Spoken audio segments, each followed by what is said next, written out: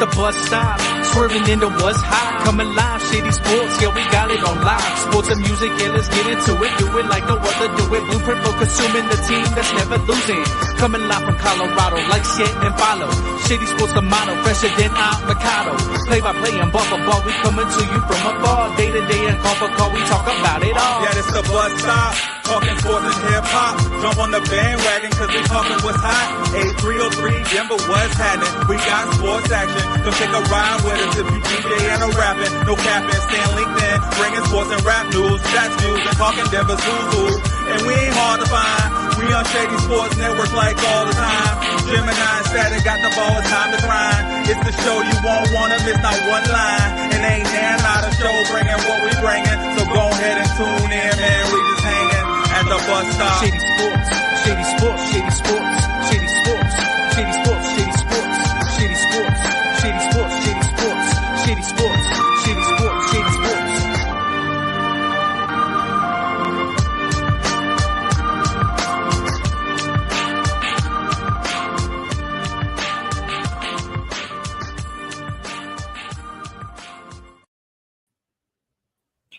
Shady Sports, Shady Sports, Shady Sports. What's going on, everybody? It is Saturday morning, so you know what that means. It's another edition of the Bus Stop. I know we've been gone. I was gone last week. We had the Thanksgiving holiday. Happy Thanksgiving to all you guys out there. But we're back. We're back, so we're coming to get it. Today, I'm here with Reem. It's just going to be me and Reem today, but it's okay. We're going to hold it down and do what we do best, and that's talk sports, music, and whatever else we feel like. What's up, Reem? What's good with him? Happy to be here as usual. Yes, sir. Yes, sir. Likewise, happy to be here. Happy Saturday morning. So we got some good stuff for you guys. Like I said, we're gone for a holiday weekend, and we had like 20 games on Thanksgiving Day and like 10 on Sunday. So there's a lot of games to talk about from last week too. A lot of stuff to talk about. So we'll probably look back, but really we're going to look forward and see who's the pretenders and the contenders as we move into week 14 or move through week 14, almost ready to end the season, about 3 weeks away. So we want to look at Shedeur Sanders and talk about, is he the quarterback of the future over there for the Browns? Myles Garrett having a historic season, on pace, I think they're saying, to get 25 sacks, so that's really crazy. Talk about the Broncos, if they're playing down to their opponents, and look at the pretenders and the contenders, the Lions, the Eagles, the Dolphins, the Texans, the 49ers. What's up? I don't know why the Dolphins got in there. I let ChatGPT put the list together. But anyway, the Dolphins are definitely some pretenders. I don't know why they're even close to the list. But these other teams, we're seeing teams starting to heat up, like the 49ers and the Texans, and we're seeing other teams starting to maybe, flame out or whatever it may be, like the Colts and, the Eagles. So we'll see what's going on with that and look at the NFL. Then after that, we'll do a deep dive. I want to talk about running backs, man. We got some good talk. I know, Reem, you'd mentioned Jahmyr Gibbs. So we'll talk about and go over who we think are the best running backs this season, at least in the NFL. Got quite a few candidates. After that, we'll be looking at the NBA. We got Reem's dream team. So will Jamal Murray become an all-star this year? Are the Nuggets holding the Joker bag? Are the Thunder for real? And LeBron finally ends his 10-point streak. And then we'll see and kind of talk about where we think Giannis will end up next year if he does go somewhere. After that, we do have New Music Friday. We did have new music come out. But we also had, our Spotify, our Apple Music, our YouTube list come out over this past week. Our top plays from the year. What up, Sam? Our top plays from the year and our music. So I was looking at Complex's top 35 albums. I think it wasn't in the top 50 albums. We'll take a look at some of those maybe and see how we feel on those. There's some albums I was like, really? You putting this high? But then there was some that was like, okay, maybe so. It should have been up there. So we'll look at those for sure and see how we feel about that. But you know how we do it Saturday morning. So we're here to talk sports. We're here to talk music and everything in between. So guys, thanks for kicking it with us. Come hang with us here at the bus stop and how we doing. Everyday fashion, hit you with the promo because, hey, if you haven't subscribed already, you need to get over to our YouTube and subscribe and like Shady Sports Network. I know I want to get to 10,000 subscribers by the end of the NFL season, and we have not long left, about 2 months. So let's get on it, guys. Get in there, subscribe and like. And if you have already, don't forget to share. So we'll be right back and we'll get into it.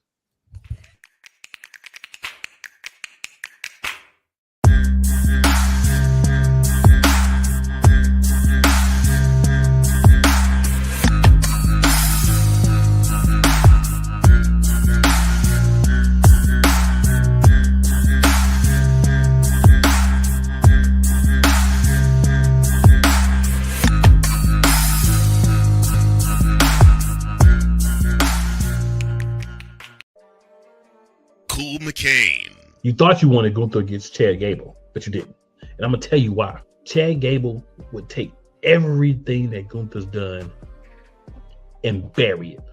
The Playmaker. It was on site. AJ Styles walked out there, seen LA like, oh, okay, then we LA Knight hopped out the car, let's go.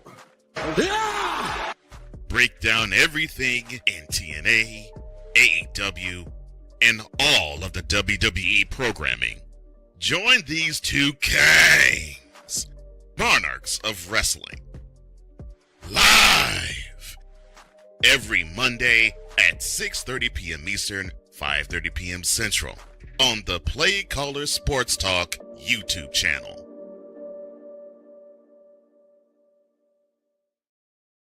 Yo, that was a 5-minute intro. Let's go. It's gonna be a good show, man. We gotta get everything going, get the bus started right. It's gonna be fun today, guys. Let's have some fun.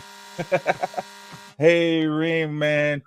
All right, I know you'd mentioned it. You wanted to talk about Shedeur. I mean, honestly, why would we not talk about Shedeur Sanders? He's only the number 1 talked about athlete in the world for 2025. He was only the number 6 talked about person in the world for 2025. As far as social media goes, so Honestly, I really don't know where to start here when it comes to Shedeur. There's so many things that's happening with him. But what I will say, starting out, is we're seeing, and I don't want to be that conspiracy theorist to be like, oh, Kevin Stefanski really hates Shedeur Sanders. But I will state that he has far less throwing opportunities than Dillon Gabriel. And Dillon Gabriel has proven that he's not better at keeping the ball in the air comparative to Shedeur Sanders. And they literally run themselves out of games often. And it's bad. No one is scared of Judkins' running game. Like, don't get me wrong, he's good. He's new. Like, come on now. And especially with Shedeur Sanders, it's like this man knows how to get the ball in the air, knows how to make, spectacular throws. And there's many possessions where he's not even on the field. He's taking off. And it's very obvious it's a run. I mean, you're not even faking it. You're not even like making it look like he's going to run. No, sir. So that's what's crazy. And despite all of that, he's still starting over Dillon Gabriel, who cleared concussion protocol, and he's still playing. Mm-hmm. Dillon Gabriel's still not playing. Shedeur Sanders still is playing. What does that say about Dillon Gabriel that we've been saying this whole time? You know what I mean? Also, my last thing with Shedeur Sanders is, again, which is what I brought up to you earlier this week, and one thing I want to know, where has David Njoku gone since Shedeur Sanders started? Like, this man has vanished. Right? As far as Shedeur Sanders goes, I mean, he's done nothing but gotten more passing attempts since his first start. He had 16 attempts in the first start, 20 on the last one, or in the one after, and then 25 in the last one. Dillon Gabriel have dang near 51 game, man. Yeah.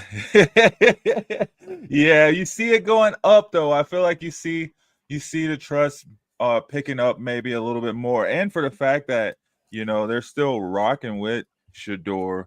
He's coming out. We're getting ready to see Shedeur versus Cam Ward, the matchup we really all talked about all off season, right? Like, we're looking forward to, and then look, it somehow happens. The craziest way to get there that you could have gotten there. I don't think people were. I mean, there were some people I think were talking about Cam Ward being a number 1, but I don't think people were talking about him truly being number 1.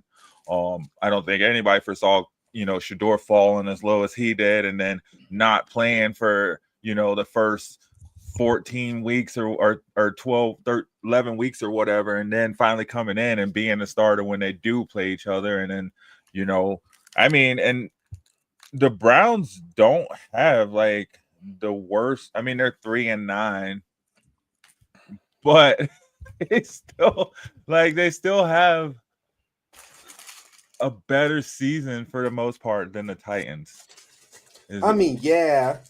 The what Titans it is. stink. The Titans Shedeur has stink. one. He has the same amount of wins as Cam Ward going into this game. Well, the Titans have 2 wins. Let's see. No, the Titans got 1 win. Yeah, him and Shedeur got the same amount of wins. But I feel like Cam Ward has been getting, not to switch the subject away from Shedeur, but I do feel like Cam Ward has been finally clicking in these past couple weeks. And that's what happens when you get a full, 10, 11, 12 weeks to play the position, and practice the position, you start picking up. So I think this will be telling to where Shedeur more so is in this game. I think so. We'll be able to see and kind of, be like kind of judge, kind of engage where he is in his process going up against his team. Because I feel like they'll have, he'll have a good amount of offensive possessions. Somebody has to win this game, right? And the Browns have Myles Garrett. So, so I feel like he'll have a bit more opportunities to come out and prove himself. But like you said, they'll probably just resort to a run-heavy game. I mean, I love having Judkins on my fantasy team because I know it's just set and forget. Like, they're going to run him. He's going to run. Yeah, they are. And looking at that team, I mean, I don't even know if Njoku's even been playing because it's been Harold Fannin. Harold Fannin is 505 yards in the season. I think he's the lead receiver for the team, which is wild because Njoku did play like the first 2 games before he got hurt. And I don't even know. Njoku's not hurt because he was hurt. Even I think he even signed an extension. To your point, this is a game that's supposed to be for Shedeur. This is a game for Shedeur to lose. Okay, like if he loses this game, it's definitely on him. Or if they ran the ball 90 times. But I'll be honest with you, as a recovering Titans fan, we're not good. We're not good. We go through this every week, especially on the bus stop, especially how not good we are. And that's no reflection of Cam Ward in any way, in my opinion. I don't think Cam Ward's bad at all, but like again, he's throwing to grass out there, man. He's chucking up prayers. So I mean, forget a Jerry Jeudy heated argument. Cam Ward is throwing to Jesus and his disciples. So again, this is a game for Shedeur to win. And no, they don't have Myles Garrett, and I wouldn't be surprised if Myles Garrett drops another 3 to 5 sacks this game. Because who on the Titans is going to stop Myles Garrett? I'll wait. Right. Okay, then. Yeah. So at this point, nobody can stop Myles Garrett. Don't get me started. There's no real DBs on the Titans either. So, like, this is the time for Shedeur to come out and ball out. Okay, he's going against his longtime friend and rival. Okay, they're still got the belief in him. This is as you would say, this is game of the week. It is game of the week. It is, right? Nah, this got potential to be a snooze fest. It does, or it could be good and it could be perfect timing. You know what I mean? Truth, exactly. Legendary.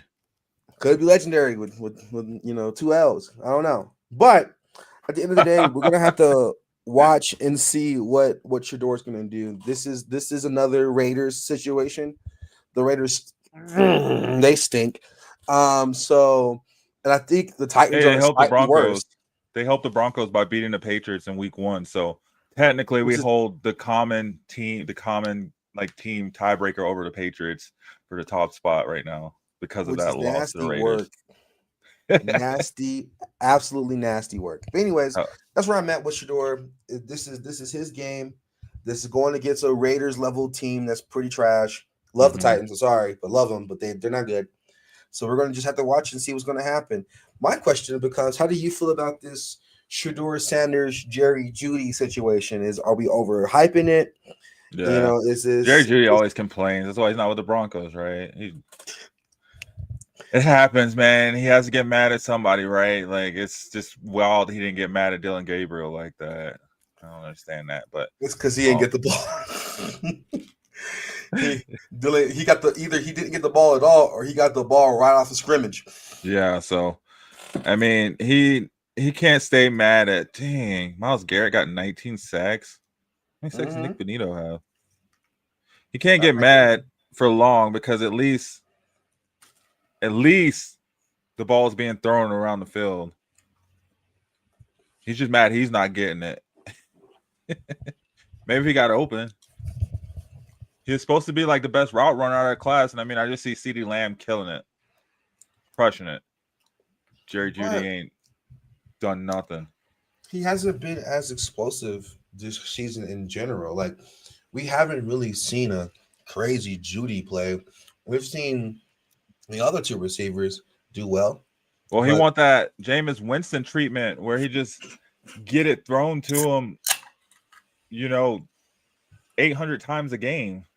But he's not Justin Jefferson or Jamar Chase. He's not even JSN. He's not even Puka Nacua. Like, he's not even, like, when it comes to just overall volume, you have a better, chance of getting some production throwing it to Travis Hunter.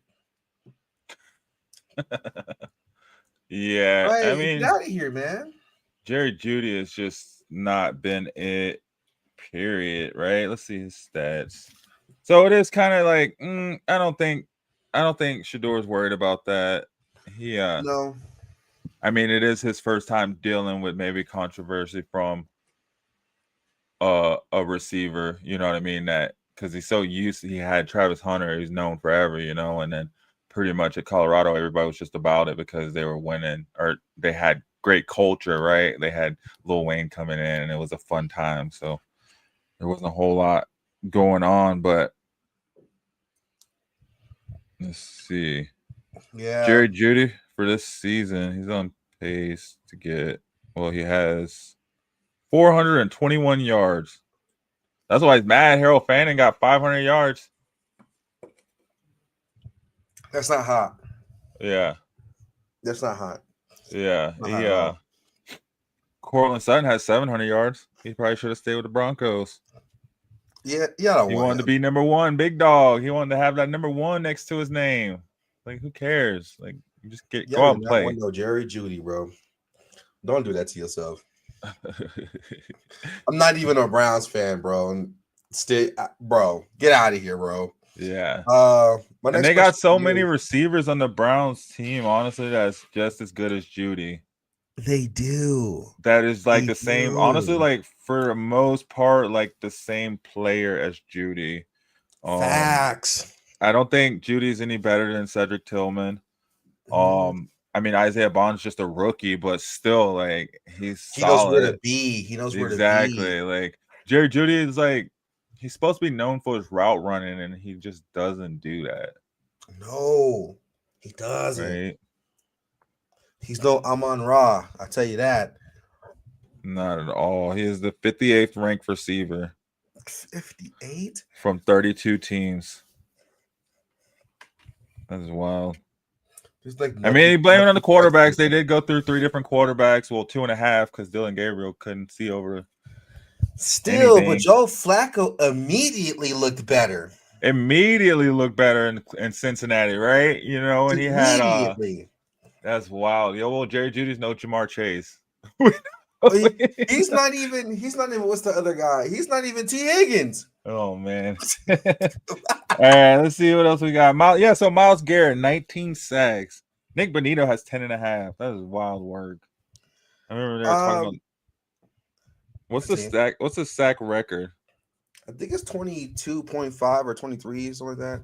Bro, he still got like 2 games left. My thing is, let's be real. I love Flash. Wonderful player. And I'm not gonna lie, throughout the years, I've seen the free Flash posts. because the Browns have been He wanted the literally money, leaking. man. Like he does, he did, he got it. Do we care? Just break He the chose records. money. Yeah, just take the money and break the records, right? Like, I guess if that's how it has to be for him, like he can either get the money and the records or get the wins. He might as well get the money, right? I feel like he's going to end up having one of these Aaron Donald type careers where maybe the Browns is good for 1 year and they win it, and then that's he's it. just that's it. The Browns will never be good for 1 year and win it, so he won't have one of those. He hasn't had one yet. This is the season for him to have it, having a historic run. You got a defensive line this dominant, not even a defensive line. You have one player this dominating on defense. I think to have Myles Garrett have 5 sacks in one game and to lose, oh man, that had me hot, bro. I think the Browns are going to lose today or tomorrow. I feel like I have the Browns winning this game. I got them losing, man. They got to get that number 1 spot. I don't know. Have you seen the Titans? Have you seen the Browns? I mean, we had 3 different quarterbacks. Don't they still got 3 wins? Then they got what? Don't they got 3 wins? 1 win per quarterback? 1 win per quarterback. So if y'all would have changed quarterback 2 more times, you'd have 3 wins as well. Yeah, the Browns are going to lose so they can get that number 1 pick. No, they're not. And also, they're not going to get the number 1 pick. I'm calling it now. What do they need? Oh, man, everything. Yeah. Do they try to build their defense or try to build their offense? I mean, if they got Myles Garrett long term, no. Who would they even get on defense? A DB? That's what I was thinking. At that point, I'd rather you make some trades. Get a DB. Yeah, well, I mean, developing a DB right now is not a good idea. Well, maybe get one you don't have to develop. That's fair. Right. I say they should, no BS, they should trade Jerry Jeudy. Maybe go for something else. You know what I mean? Because they already got a running back that's solid. Yeah. I think Isaiah Bond's great. If they get another. Nobody wants Jeudy, though. Nobody does want Jeudy. Nobody wants Jeudy. That's the problem.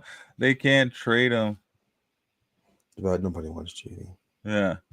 But they do need to work on that offensive line. They need some blockers for sure. Yeah. They need to give them some more time. They need to figure out what they're doing at quarterback first, I think, and then they can build around it. I agree. All right, so Broncos. If you wanted to know if the Broncos play down to their opponents. They do this all the time. It's like it's like a drug. Like they know. Yeah, it's like an adrenaline rush to have to come back for them. They're like, it's all right. We'll just keep it close. And then start playing. What? It's annoying. But, I mean, it's good for postseason football, though.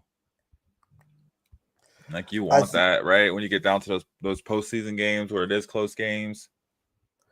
I think the Broncos are playing a dangerous game playing down as they do. I don't think it's a conscious effort that they're doing this. But, like, at the same time, still, like. I don't even think it's playing down, though. The Commanders. I just think that they're off. Well, yeah, we always had tight end problems, though. And what's his face, Zach Ertz, whatever, went off on us. Like, I mean, it's. The defense has not been the best over the past couple of weeks, for sure. But you got to have those lulls in the season. You got to have those weeks where you're not doing so great early in the season. Get them out of the way.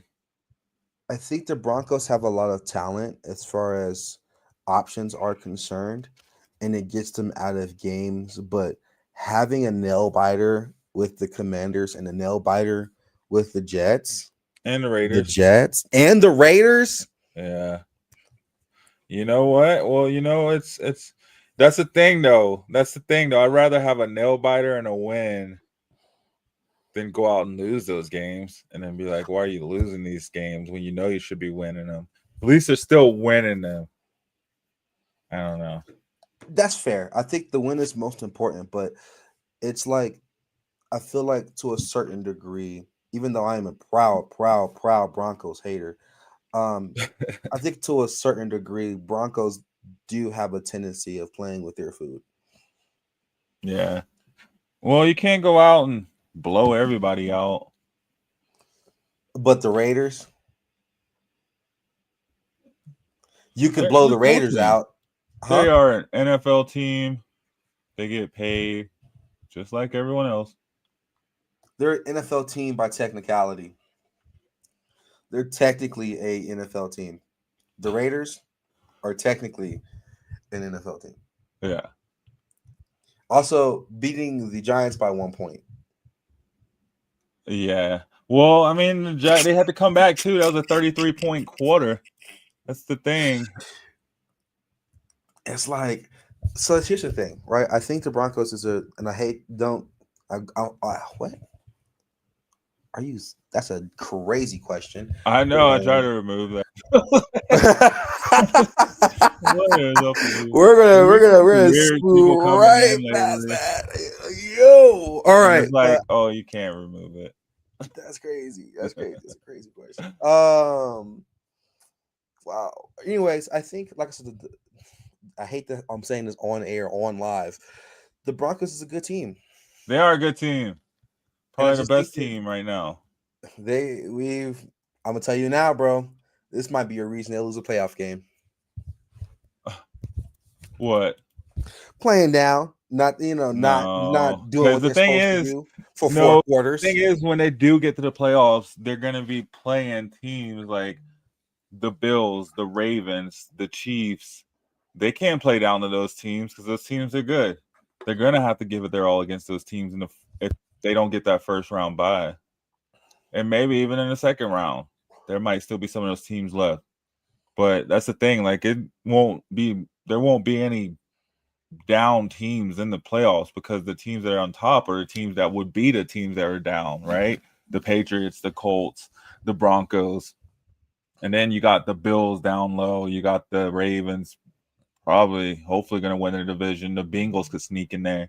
So the Bengals they'd be like the only team maybe that say was down if they made it into the playoffs and you had to play them. But then you're playing a hot Bengals team that just made it to the playoffs, after missing Joe Burrow half the season. I don't have any faith in the Bengals, but my right, they do this every year. Not at all, not at all. Like, it sucks because Joe Burrow is wonderful and so is Jamar Chase, but Jamar Chase is second place anyways. So look, my last statement on this matter is, as a Broncos hater, as one who's praying on their downfall at every turn, I think if they don't play how they're supposed to play in 4 quarters, might be looking at a different situation this offseason. That's all I'm saying. For the Broncos? For Broncos. What, as far as what? I don't know. They got to make some moves, bro. I think we just need a couple more moves. But I don't know if they need to make like major moves. Like, we need a running back. Yeah. Honestly, I'm not in love with Bo Nix, but that's me. Oh shoot. Yo, what up, Sam? Hey man, just popping in to ban that guy who asked you that question. Oh, I thought you were coming in to talk about how much you love the Broncos. Oh, I saw your message. Thanks for joining in. He's like, don't add me, and I added him on. Peace, my friend. Yeah, no, I think they need a running back, right? I think our defense is coming along. I think they need some growth to them, but I don't know. I feel like the Broncos have been drafting really good lately, to the point to where our rebuild is almost over. Like, I think it is, where I don't know. I just feel like they're right there. This is their Super Bowl window, right? They could add a few more pieces, but I don't think they're like pieces away. Besides running back. Yeah, running back's not hot, but I agree. Just don't play with your food. Handle your business, man. It's the NFL, man. Sometimes it's not playing with the food. Sometimes it's just, like the Raiders offensive coordinator. Sometimes coaches just know other coaches and players just know players, and things just happen. You play teams and it just is what it is, right? Like any given Sorry, Sunday. bro, I'm hating. Sorry, bro, I'm hating. Big hating. All Big right, hating. who else? Who are the pretenders and who are the contenders? Let me pull up the ranking. Yo, I'm so sorry. I'm so sorry.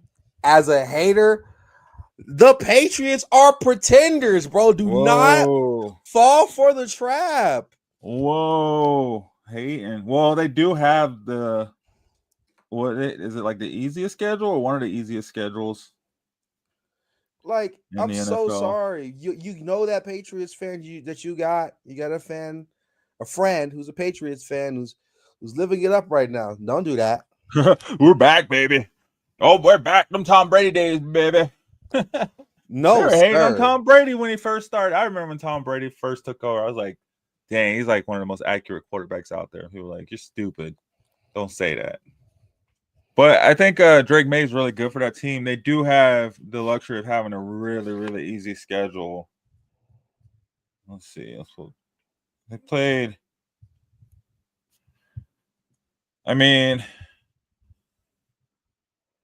where is their schedule? Oh, these are team schedules, son. They're not like that, bro. I'm so sorry. What? They beat the Bills. I mean, yeah, but you're going to have one of those coveted crap games from Josh Allen per season. It's going to happen. The Steelers, and they lost to the Raiders. That's it. Yeah, again, I'm still not past this Raiders loss. They beat the Panthers. They beat the Bills. They beat Tampa Bay. They beat the Trailblazers. They beat the Wizards. They beat Cincinnati. Oh, well, yeah. With no Joe Burrow. Okay. Well, I think the Panthers is probably the Bills is definitely their best win. I think the Panthers is their second best win. Beating the Panthers is like an NBA team beating the Hornets. Good for you. Good for you. Blew out Miami. No, they didn't. Again, they almost lost. Miami. What are we talking about? And their losses were only by a touchdown. Drake May hasn't had a game where he's thrown less than 200 yards, 250 yards, or 200 yards. That's good for Drake. Can't say that about other quarterbacks around the league. Shout out to Drizzy. They're still pretenders. All right. They're pretenders, and I'm sorry. This is going to get me some heat. The Bears are pretenders, bro. Oh, we'll find out. Don't they play the Lions? Who do the Bears play this weekend? I think we'll find out about the Bears sooner than later. But I think the Bears have been rolling too. They have the luxury of a fairly easy schedule as well too. They're sitting atop the conference is 9-3 at 9-3. Mm-hmm. Their schedule, they lost to Baltimore, Detroit, and the Vikings. Don't believe the propaganda, bro. They beat the Eagles. Remember? Yeah, I do. I do remember. But here's the thing. I don't like they're pretenders, bro. I'm not going to hit the Bears shuffle for this team. Okay. I'm not doing that. I'm sorry. Those are my two hottest takes. They're pretenders. They beat the Commanders by 1 point. Caleb Williams got that get back. That redemption. The Washington football team? The Washington Commanders. They're called the Commanders in Washington. And they did not command that game. No. They beat the Steelers. They beat Dallas. I mean, They beat down Dallas. Who cares about Dallas? Like the only people who cares about Dallas are fans of Dallas. Dang. And half of the fans don't know how to spell the word Dallas. Dang, didn't Dallas just beat somebody At Thursday some point? night? Who did they play? Good question. Oh I don't be paying attention to the Dallas Cowboys. no, they lost That's to the Lions. Oh man. All right. yeah. So yeah. That's that Jahmyr Gibbs 3 touchdown game. yeah. So yeah, you said Chicago's pretenders, Patriots are pretenders, just the tops in both divisions.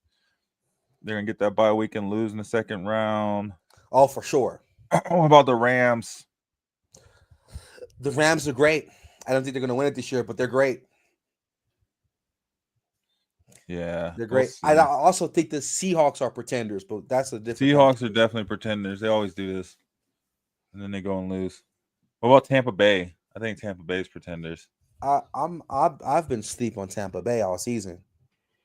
Damn, we got a Cowboys fan in the building, coming out strong. You can tell he's a Cowboys fan. He's coming out hot. You talking about man? You mad? Look, Right? I'm sorry, bro. I'm sorry, bro. Where's You the gotta just Cowboys? accept Oh, it. they're not. Our team is not great either. I'm just not mad about it. Are they gonna make the accepted this playoffs? fact. I don't think they're gonna make the playoffs. No, they're not. But that's okay. That's okay. They could. They're two Like- games back. Oh, they got that tie as well. Dang, if only they had a defensive end. And I know you're tired. We're both tired.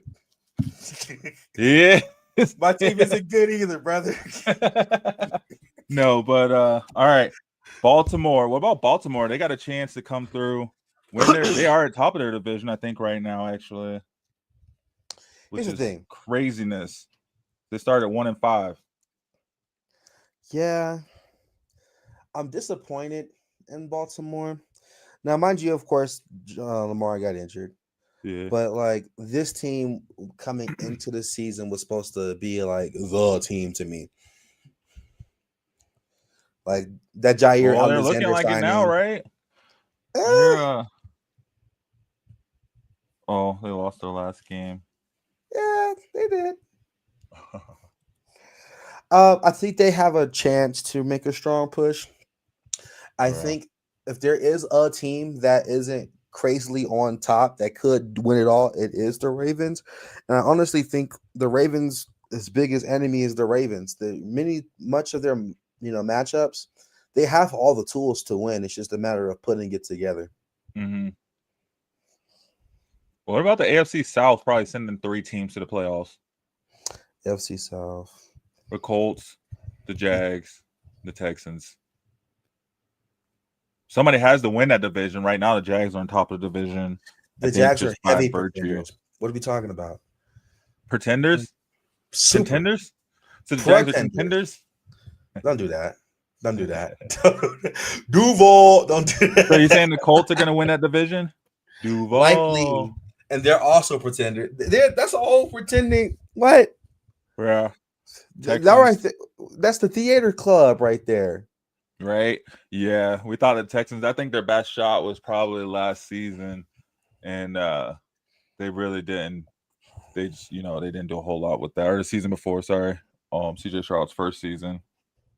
But even last season, they made it to the same place. Second round loss. Yeah. Facts.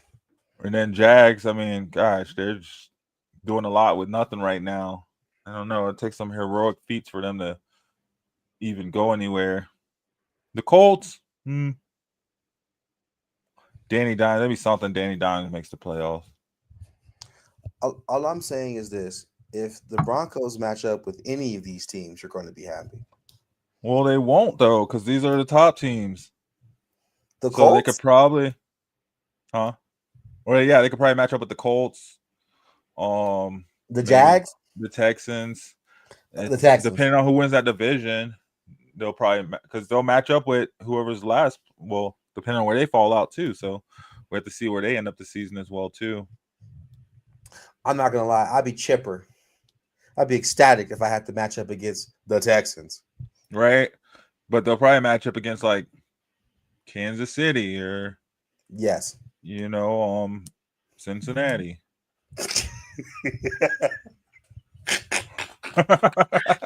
Which is true. This always happens to y'all, which is diabolical. That's diabolical, y'all.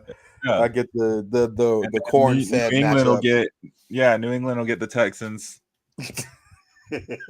and the Colts will get like somebody easy and get like, I don't know.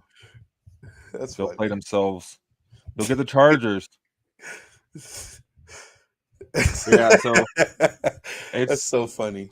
We just gotta get that first round bye, I think, at this point, and let the other teams beat themselves up. So whoever comes into the second round, at least they'll be beat up.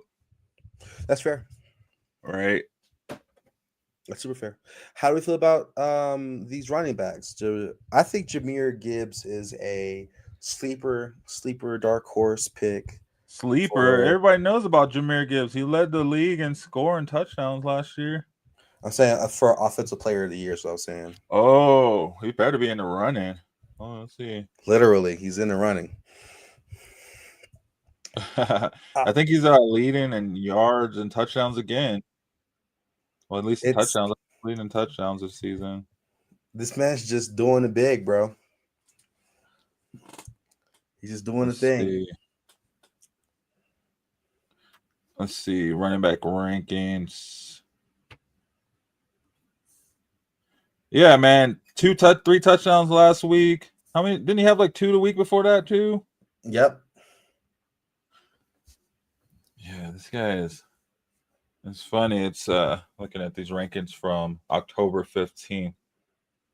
They have Bijan at number 1, Christian McCaffrey at number 2, Jonathan Taylor number 3, James Cook at 4, and Devon Achane at 5. Rico Dowdle wasn't even, or Jahmyr Gibbs wasn't even top 10. He was number 12. Let's see the rankings now. Make sure I just pull up his rankings in fantasy. I think he's like the number 3 in fantasy. Behind Jonathan Taylor. But even a game like against the Cowboys, man, 7 for 7 on receptions for 77 yards, and then drops 3 touchdowns off 12 carries. Like, come on. Yeah.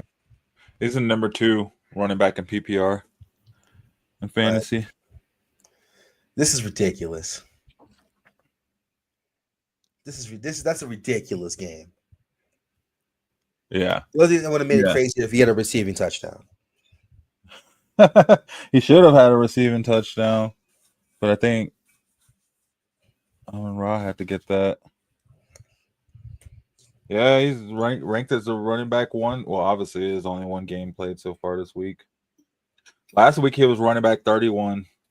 He didn't have the best of games last week. He only had 68 yards. No touchdowns. The week before that, he had the 2 touchdowns. And then he had no touchdowns. And the week before that, he had 2 touchdowns. So he was like, it was like every other game for them, he was getting 2 touchdowns, and then he was getting 0 touchdowns in a game. So I think aside from that, he would probably he'd have like 20 touchdowns so far on the season. But he did have those lulls in between, but very far and few in between. Yeah, that's mine. Jahmyr Gibbs is a beast, man. Who was that telling me Montgomery was better? Was that you?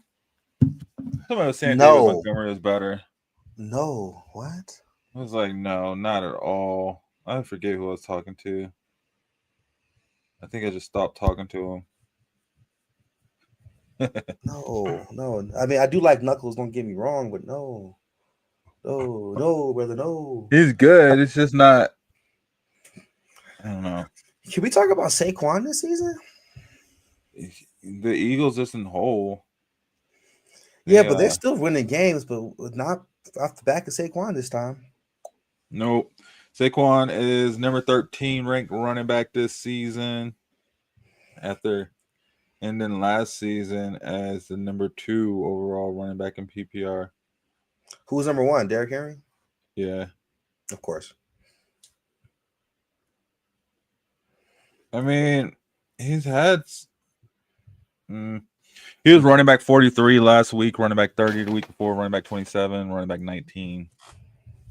He has not had good weeks. His last good week was against the Giants, where he had 150 rushing yards. Well, I guess he did have 83 against Detroit. But yeah, he only has 4 touchdowns on the season, 4 rushing touchdowns, 2 receiving touchdowns. Hasn't really done much as far as running backs go, right? Compared to his last season, where he was talked about being an MVP candidate. Facts. Is unfinished. Are you is he Eagles fan? Oh, clearly. Is that an Eagle? Yeah. Yeah, that's Jalen Hurts. Our OC sucks. I feel bad for our line. Who's the OC over there? Not Kellen Moore no more. Was Kellen Moore really that good? I agree the OC has not been doing hot. And I also agree that Saquon does need to run up the middle of the ring once in a while. But I think why his statement is so extremely factual to me is like the amount of tools the Eagles have to not be sitting at like 11-1 is crazy. Dang, somebody vandalized Kevin Patullo's home a couple days ago. The OC for the Eagles. Dang, Eagles fans are rough, man. You guys, I don't know if I could live in Philly. You guys are rough and rugged. Rough and rugged. Both of them. They're like, we don't like you. I'm gonna vandalize your home, buddy. And he white. Yeah, you usually see that. Okay, gotcha. I was about to ask unfinished. Are they rough and rugged out there? We don't claim these fools as fans. No, yeah, but oh man, it's just a whole. I don't even think it's a different team from last year. I just think last year they were just more locked in to the running game. That, but also like, I don't know. I feel like the ball was in the air a little bit more last season comparatively because their running game was going on. When your first game of the season wasn't the first game like toss out to Barkley and he took it for like 85 yards or something. We are rough and rugged. See, he knows rough and rugged, not just rough. No, but I think it's just, I don't know, man. It's hard to win games in the NFL consistently and changing things. That's the Broncos fan. Okay. Huh? Says the Broncos fan, top of the division. Hey, man, you'd have been on the shows last year, the year before.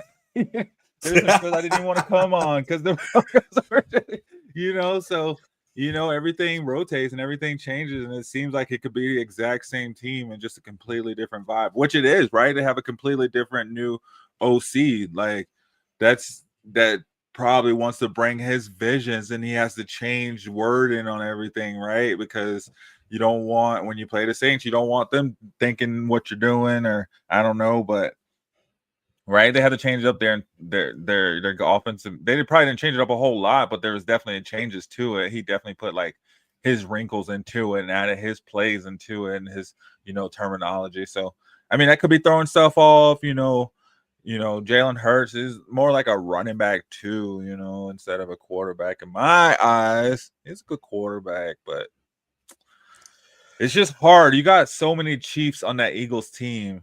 Like, you can't have that many top dogs and not be able to distribute it properly amongst all of them. Here's the thing, okay?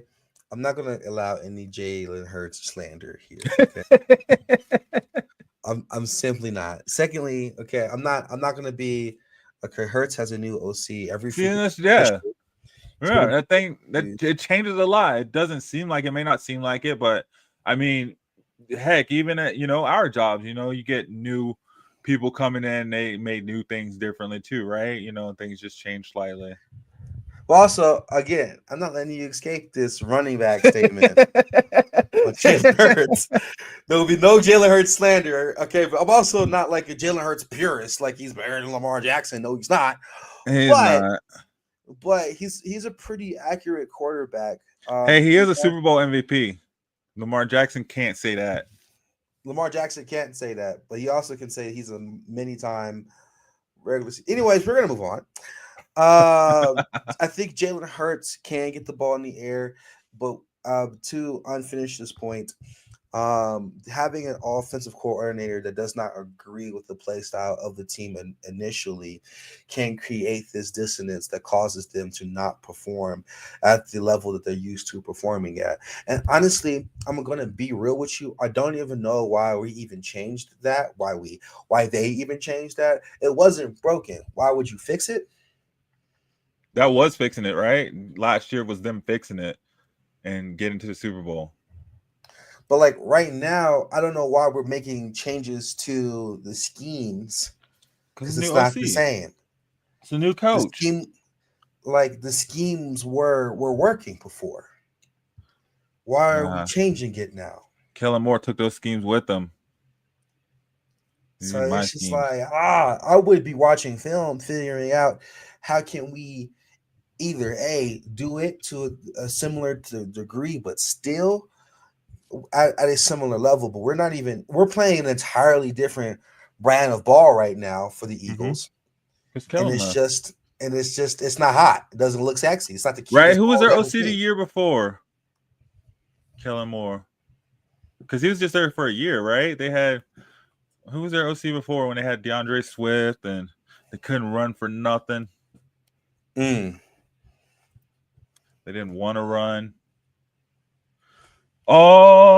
Yeah. So are the Eagles pretenders or contenders? I think they're contenders. Personally, you're just saying that because you're getting punked out by this Eagles fan right here. No, I think the Eagles just have too many weapons, bro. They do. That's what I've been saying. When you have too many weapons, and I just think Kevin Pollock or whatever his name is, he doesn't know how to use all of them, right? You see 1 week you got A.J. Brown going off for 143 yards. The next week you got Devontae Smith running screens for 110 yards, right? The next week you got Jalen Hurts doing 14 tush pushes that don't even none of them 14 tush pushes. Yeah, and then Saquon just can't. I don't know. It's like he just they're not getting him in a rhythm or something. That rhythm's not there, and that's the craziest thing because it felt like last year with their Super Bowl run, it felt like it was like, oh, Jalen Hurts is almost running too much, right? And you still had Saquon at the tops of the league. Like, that's what you need. That's what you need. You need to instill this fear into teams to where they don't know what you're doing. When you have these options, you got to take advantage of these options and make sure that you mix it up. And now I think they're just like, I don't know, it's just something they're trying to get too cute, or he's trying to highlight Jalen Hurts and make it, make him seem more like a pocket passer or something, but it's just not clicking at all for them. Like, they're losing the teams they shouldn't lose to. They're out there losing to the Cowboys. What's up with that? Like, they're losing to the Bears. What's up with that? Like, games that they would not have lost, last year. They would not have lost these games. And I mean, granted, for the fact too, they lost defensive players, from defense. They couldn't pay everyone, players are hurt and things change up. But it's just like, I don't know, like, they got their Super Bowl win and that's it. They don't need it again. Yeah, but I just think at this point you can't overlook the Eagles, in my opinion. And the reason why you can't is because I do think there is a intrinsic value winning a chip before it brings to playoff experiences. So I think the Eagles knows what it takes to lock in, to get to the end and get to the trophy at the end. And I think you can't really count them out, in my opinion. Now, do I think they're going to win it? I don't. I'm going to be honest with you. I don't think so, especially how their season is going. However, if they do win it, would I be surprised? Not at all. I think they have a chance, but they're not my choice for favorite. But again, if they win, wouldn't be surprised at all. Yeah. See, you're saying that to a guy who watched the Broncos win the Super Bowl and then not make it back to the playoffs until 10 years later, right? So it can happen for sure. And, you think that it's all there and it should be, and things should click and stuff. And it takes a lot, man. It does take a lot, especially like, to go back to back in the NFL. Like, you have players that have left, like coaches that have left. You rewrite systems. Teams are gunning for you. Teams have been sitting there. I guarantee you, Caleb Williams just sitting there watching every game from last year over and over and over again. So he knew exactly what players' tendencies were. So people just have more time to study, and they're professionals. That's all they get paid to do is to study and learn, right? So they just have the time to really learn what your tendencies are and what you do. And I think that's what we're seeing with the Eagles. Like, for all the good that they have, it's like, well, it all really does come down to Jalen Hurts. It funnels through Jalen Hurts. So he literally has to be an all-star every single game this season for them to have any resemblance of what they had last season. And that's hard, man. That's hard when you have an OC. Obviously you have an OC that can't call a game, right?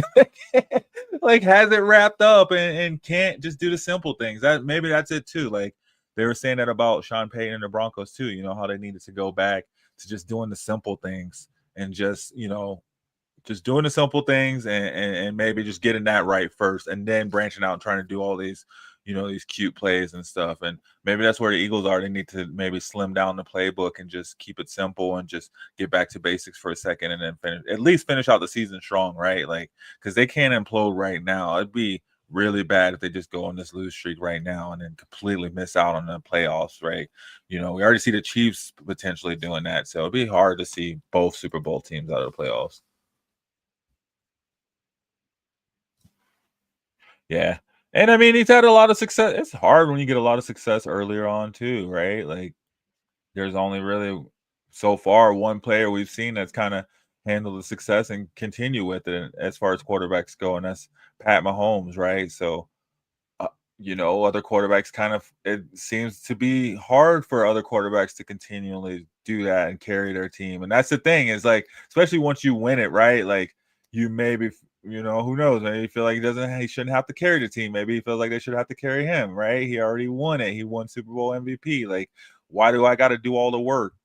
So, but that's what you have to do to be elite. Like, that's why Mahomes was in, 7 seasons in a row in the playoffs, right? And 4 Super Bowls in a row or something like that. Or, I don't even know the stats of him being to the Super Bowl, but you only get there by knowing that you got to go out and you got to carry your team every single play. And I don't know, it just feels like Jalen Hurts does not do that every single play.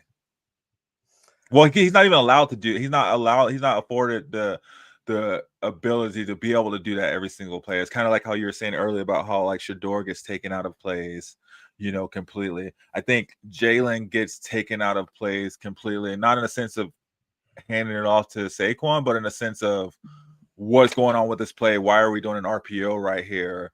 Why are we having Jalen run? Or why are we making him throw it right now when you need 6 yards and you got to run? So I think it's in a sense of maybe the wrong plays are being called at the wrong time. In my eyes, I don't know. This is my opinion. I understand what you're saying with that, and I to a certain degree agree. And of course, it's all from coaching and offensive play calling. So, yeah, that's kind of been the theme of the issue with the Eagles in general. It's not a talent thing. They're all very talented. It's not at all about weapons. They got enough weapons to make the Department of War look crazy. Mm-hmm. So it really depends upon cohesion, how they can get this together on a nightly basis.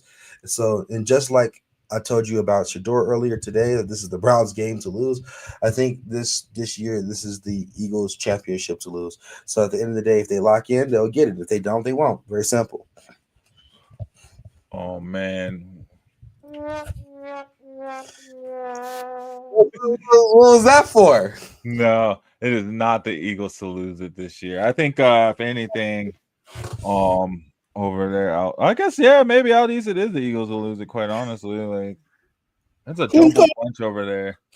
Who is going to be a fully cohesive, put together Eagles team in the East? The Rams, fully cohesive. The Bears just beat the Eagles fully cohesive. Who the Eagles have out? And that loss last week. I just don't. I'm not smelling that in the playoffs, bro. Oh man, nothing's gonna change in the playoffs with the way they're playing. Not like they're just gonna click in. They're just playing a game and just gonna click in the playoffs. It's like Joker said last season. The Nuggets are going into the playoffs, and they're like, do you think something will change in the play? And he's like, this is who we are. We've shown it all season. This is who we are. Nothing's gonna be different right now. So I don't think anything's gonna change with the Eagles mysteriously overnight once the playoffs start. And again, like I said, they still. I mean, I know they have the grip on their division barely. I mean, a couple hot games from Dallas, and that grip it's already shrunk down. Bro said barely. Okay. We ate them alive in the snow. They play in a dome, man. They're from LA. It never rains in Southern California. Ain't that how the song go? It don't rain in Southern California. There's some snow. You saw what happened with the Dolphins in Kansas City. They're just like, nah, not doing this. Not playing this game. No. All right. Let's get some picks in before we get it on. Hold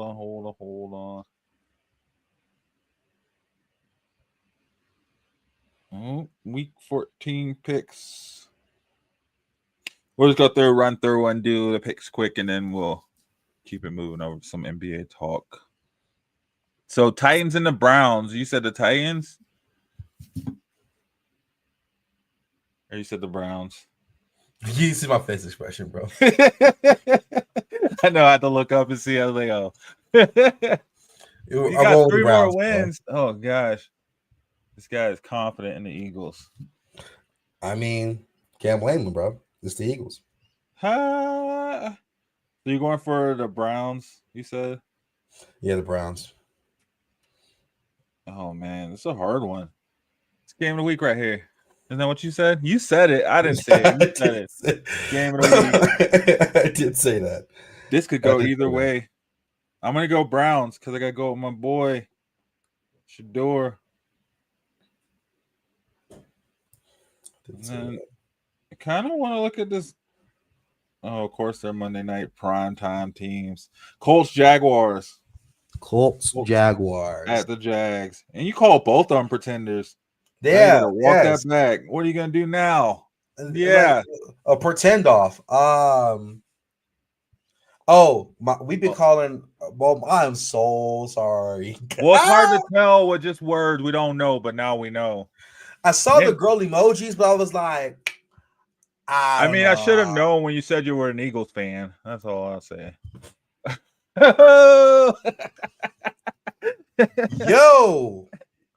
Yo, that's crazy. We're gonna move on. All right.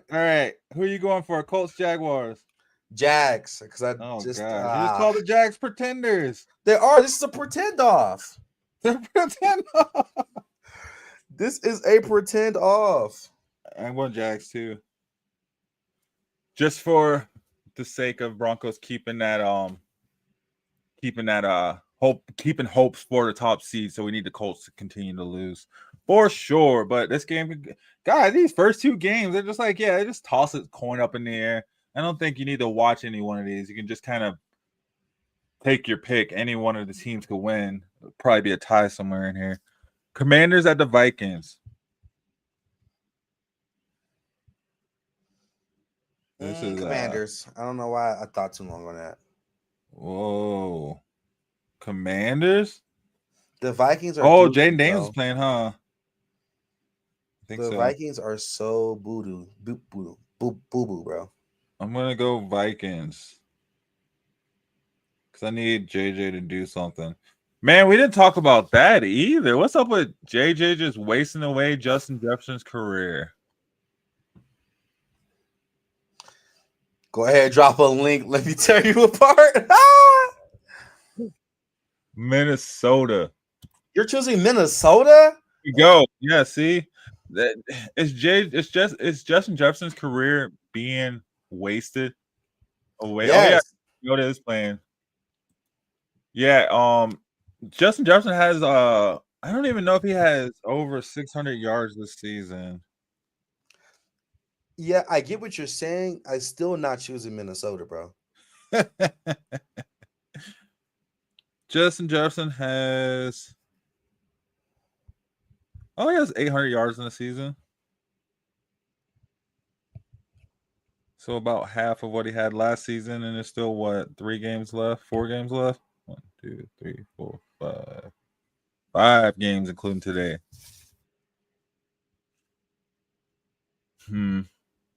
He was wide receiver 102 last week. He had 4 yards receiving. How do you feel about that? For your boy, Jay Jetta.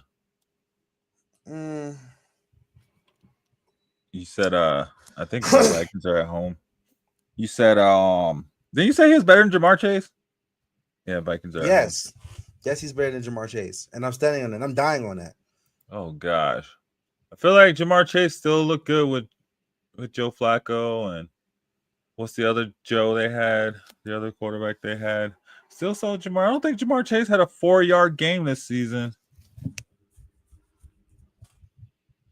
I don't know about that. I don't know. You call yourself one of the better ones with a 4-yard game.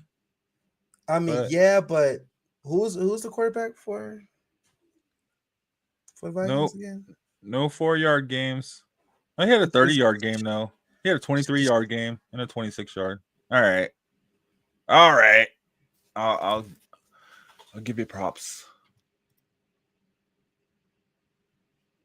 I'll give you props on that. Definitely Minnesota. They're at home. They are at home. So, yeah, Minnesota. I got Minnesota too.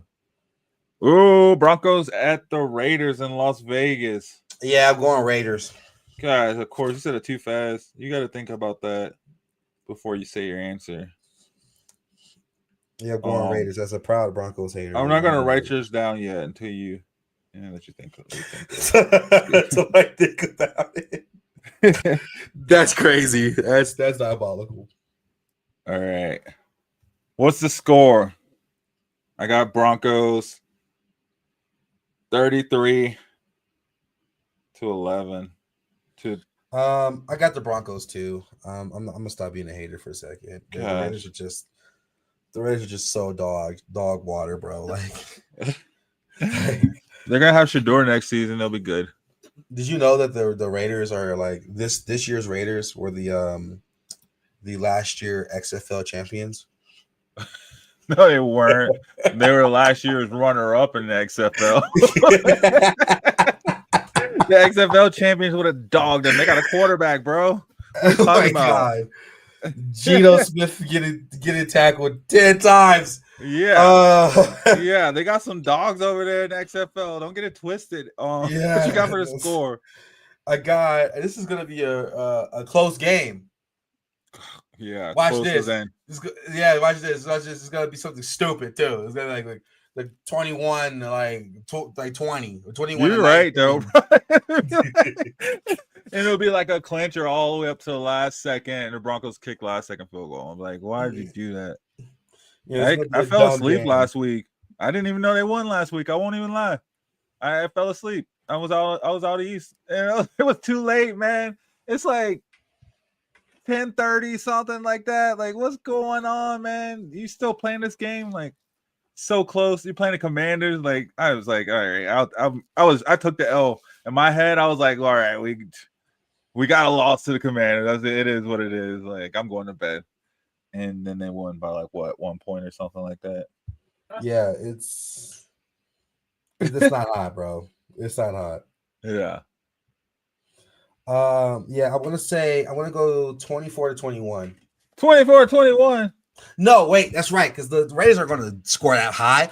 Let's say the game is going to be 13-11. That's what I should have said. I'm going to say 13-11. I'm going to go 17. I think 13-11 is so good, actually. I'm gonna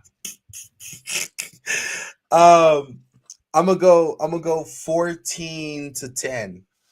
14-10. Well, at least the Broncos got 2 touchdowns. 14-10. Broncos are gonna be down fourth quarter, last minute touchdown. No, Nix is gonna throw it to some random, not even a normal dude, like some. Nah, it's gonna be like. Well, they just signed Elijah Moore to the practice squad. Elijah Moore catching Elijah Moore touchdown.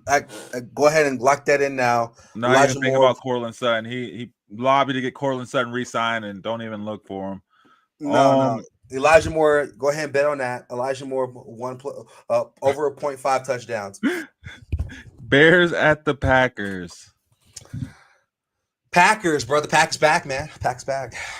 Well, that's what you said about Joe Flacco. You said the Flack's back. The Flack is back. The Flack is was the Flack not back? The Flack is not back. Burrow's back now. But the Flack was back during that time. I guess. What's Joe? Oh man, what's Joe Burrow's nickname? Joe Shiesty. Joe Shiesty. My nephew was putting me up on game, man. Out there. I was like, man, I did not realize how old I was. And let me tell you. Yeah, bro, Joe Shiesty, of course. So you going Packers? I'm going Packers back, man. You just don't like the Bears. I don't like the Bears. I'm not gonna lie. I'm not doing a shuffle. Why not? I just I mean, All right. I'm going to go Bears. We got Seahawks at the Falcons. See, Bears beat them last year, though. And the Bears looking real good. Unfinished know what's up, besides being an Eagles fan. I don't know. I don't even hate on the Eagles, man. Honestly, the Eagles have been the one team they've had like a black quarterback for as long as I remember. So I can't even hate on them, right? Go back, Michael Vick, Donovan McNabb, and they were always at the top of their division. I felt like it was Eagles, like it'd be either like Patriots or Colts on the AFC side, and then you had the Eagles on the NFC side. Carson Wentz, oh yeah, he won the Super Bowl. I forgot about that guy. All right, Seahawks and the Falcons. Who you got? Seahawks. Gosh, you just hating the NFC South.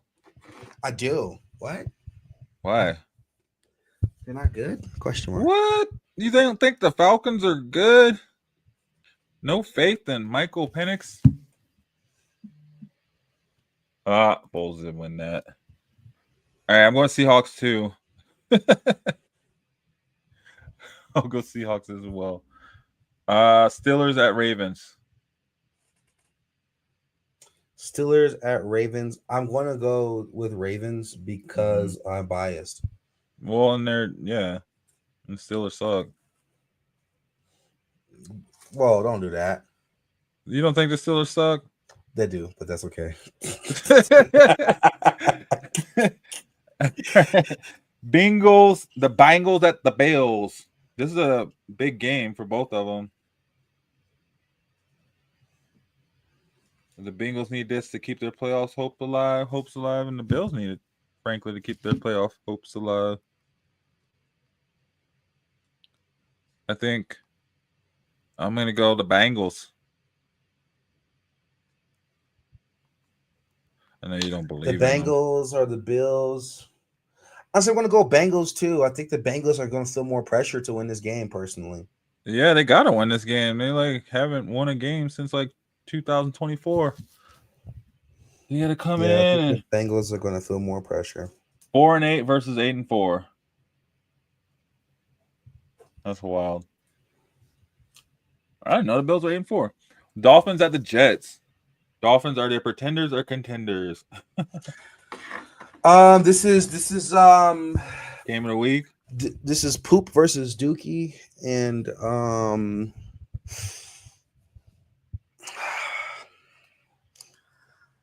actually getting sleepy thinking about this one. I'm going Dolphins. Yo, I don't know. I think Dolphins might win this too. I think Dolphins might win this too. Yeah, I don't know who's Tua even playing? Who? Is Tua playing or no? Is he still in the league? You saw CD hit the Tua. That's crazy. That's diabolical. Watch it, and then the tie is crazy. A tie is crazy for who is this for? The Dolphins and the Jets. It could possibly happen, but they seem to look like real teams when they play each other. You're like, dang, what's this? Tua got 9 touchdowns. How the heck? Yeah, the Dolphins are a better team, but God, not by much. No, they're 5-7. The Jets are 3-9. So literally not by much, by 2 wins more. Like, neither one of them are above jeez. 500. They're both losers.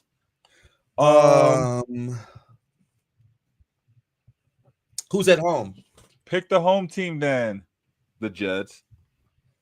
I ain't picking the Jets. I ain't picking the Jets. I ain't betting on the Jets. I ain't doing that. I am not doing that. If it was on DraftKings and I bet on the Jets, I'm losing my money. Yeah. So Well, not donation to twice. 3 DraftKings. times you would have won. It's a horrible success rate. Yeah, let's go with the Dolphins. I'm sorry. Game of the week. GOTW. Saints at the Buccaneers.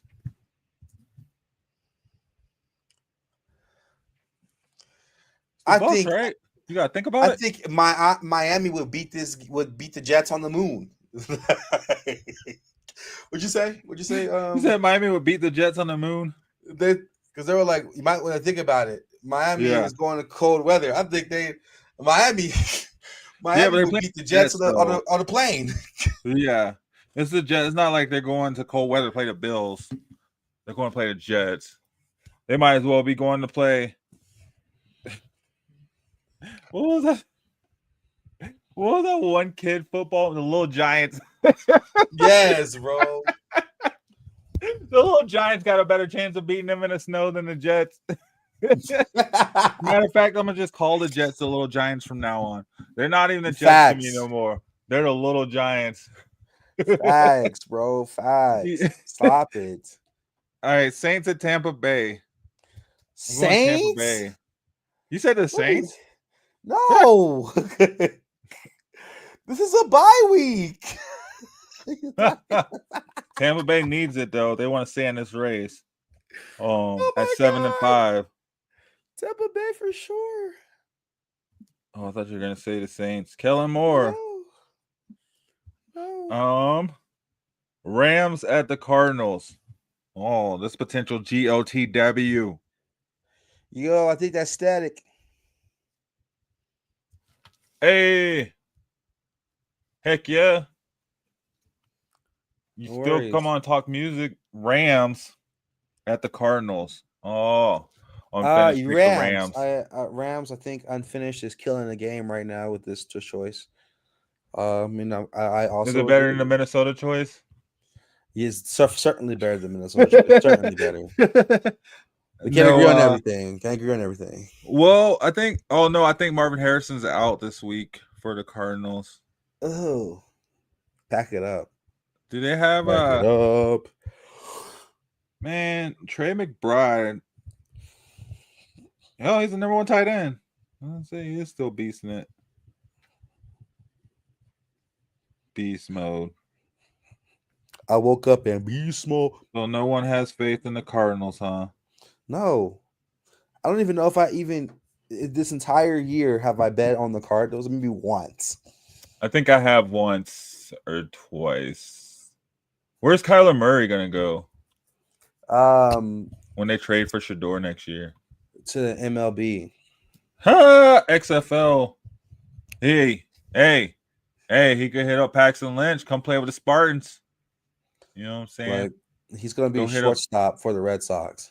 Hey, just got to play. Keep playing. Never stop believing. Texans at the Chiefs. Game of the week here. Sunday night game of the week. Hopefully the Chiefs lose. You say the Chiefs? Chiefs. No, I got Texans. I do not have Texans. I just need the Chiefs to lose. I don't need them to go on this little win streak right now. This is Patrick Mahomes. Yeah, doing what other quarterbacks that I should not name should be doing. And CJ Stroud has been like inconsistent. Is he even playing?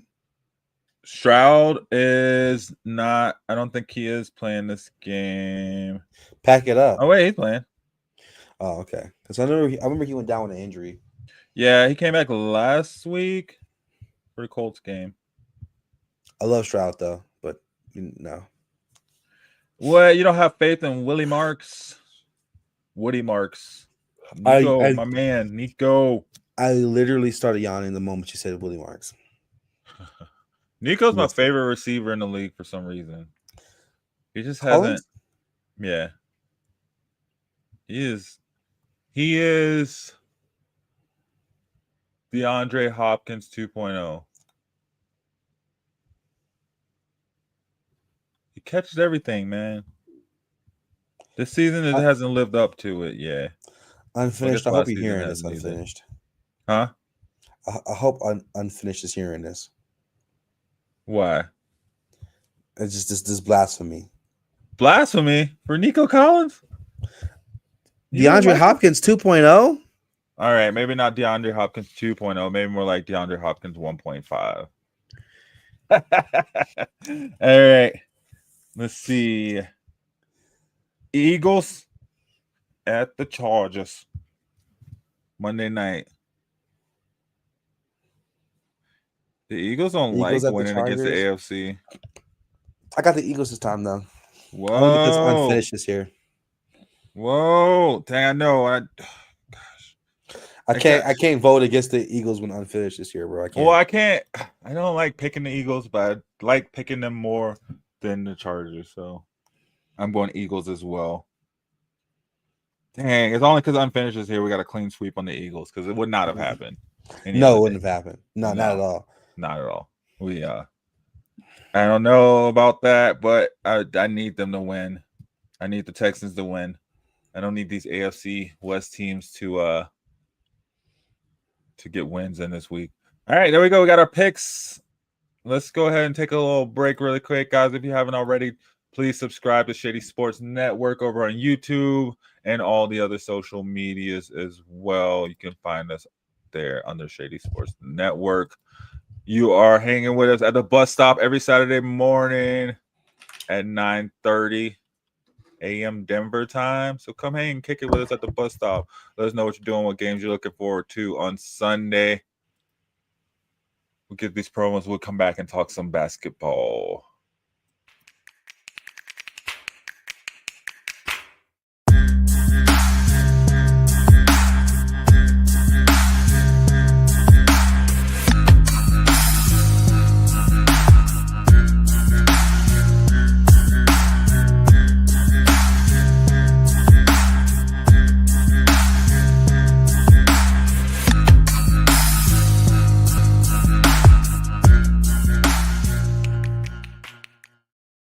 Eagles fan.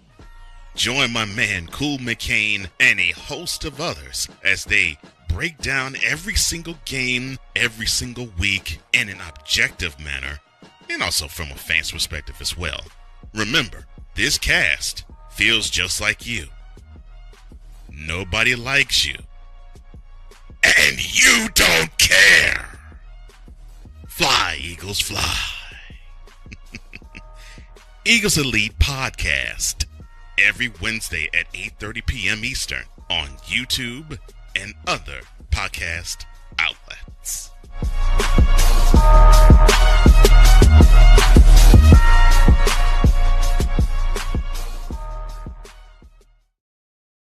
See, it's not just me, it's everybody that doesn't like the Eagles. And like Unfinished said, they don't care.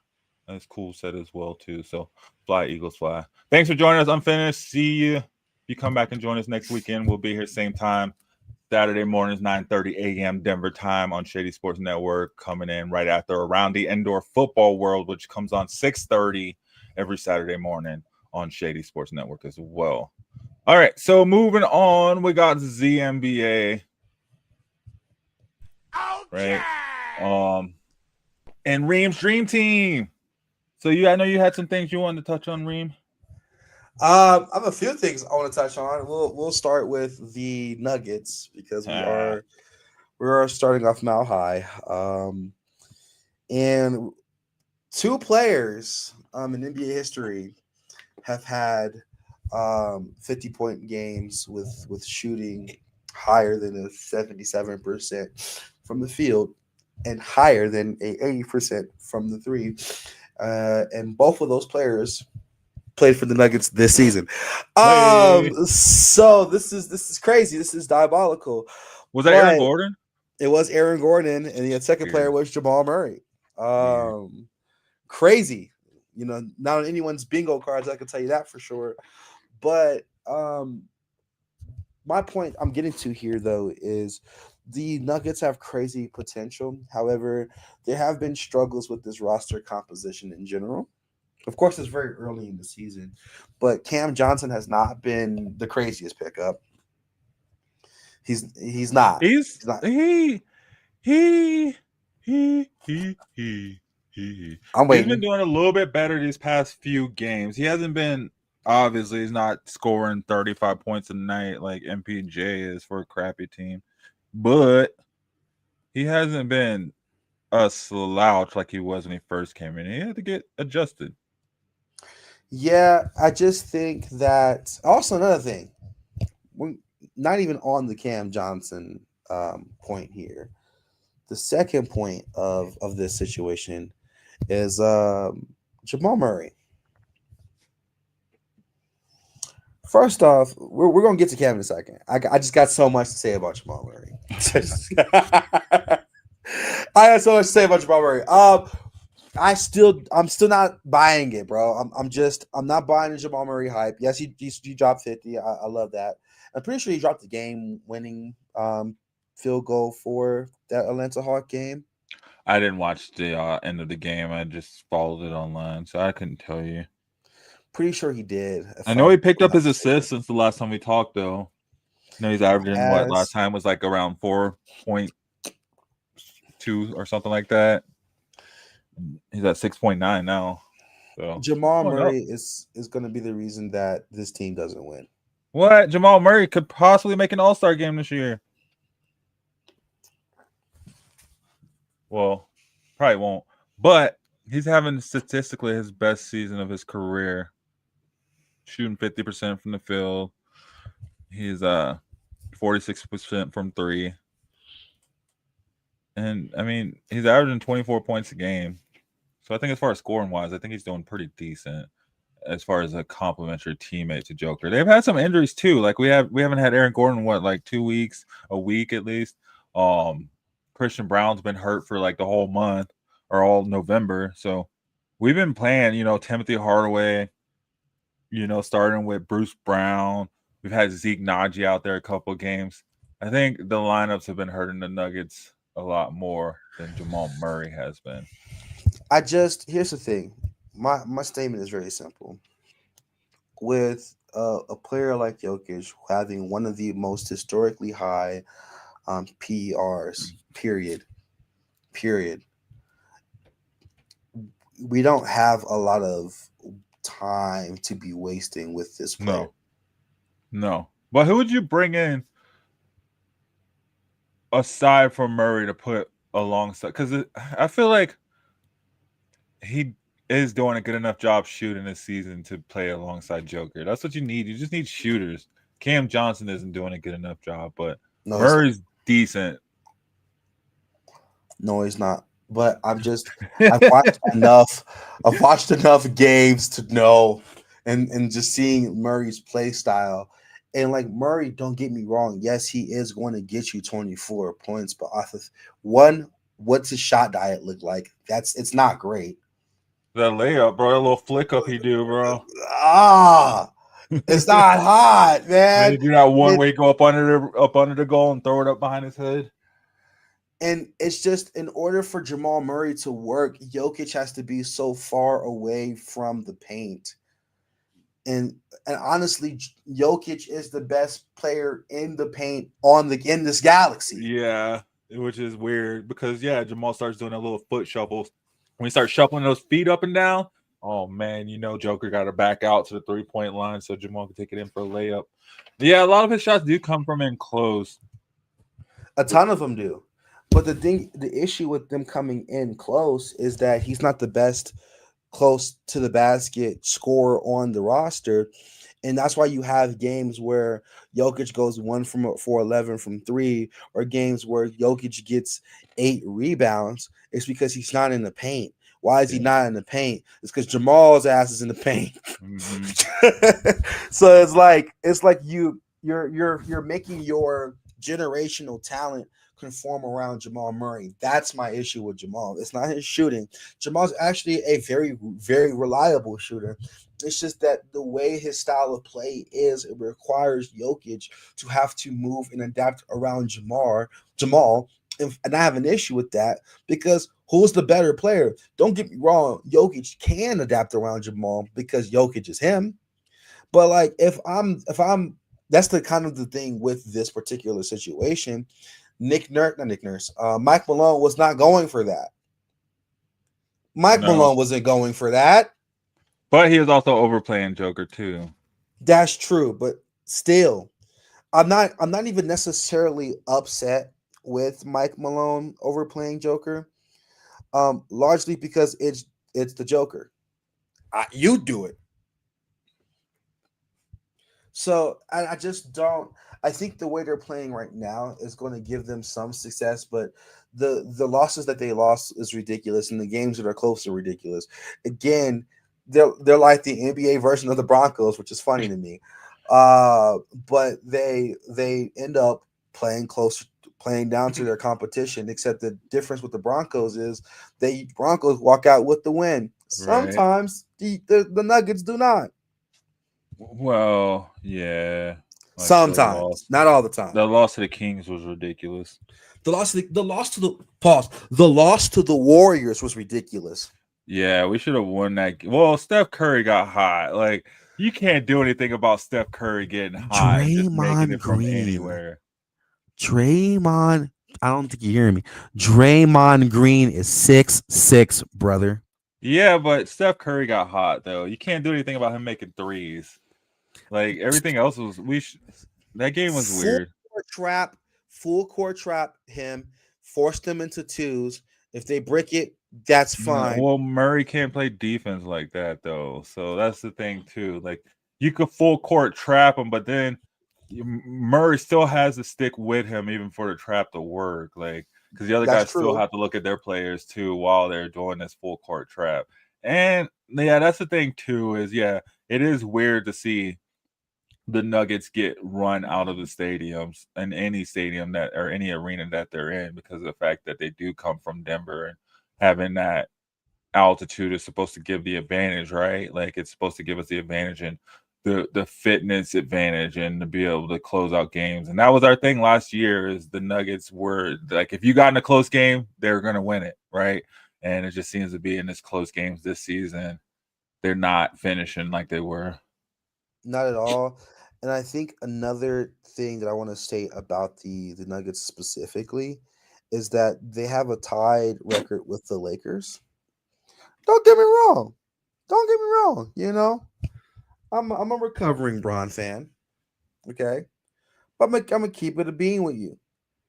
This Nuggets team composition wise is better than the Lakers, and it's not even close. Yeah. If we're talking about depth, we're talking about overall roster depth. And come on, right? But I mean, serious? I would love to have Luka playing next to the Joker instead of Jamal Murray. It'd be it. Wouldn't we all? The basketball gods would love that. It would just be some poetry in motion right there, just to watch them go back and forth. So, I mean, well, not even without Murray, maybe having him as our 2 and having Murray as our 2 and putting Luka as the 1.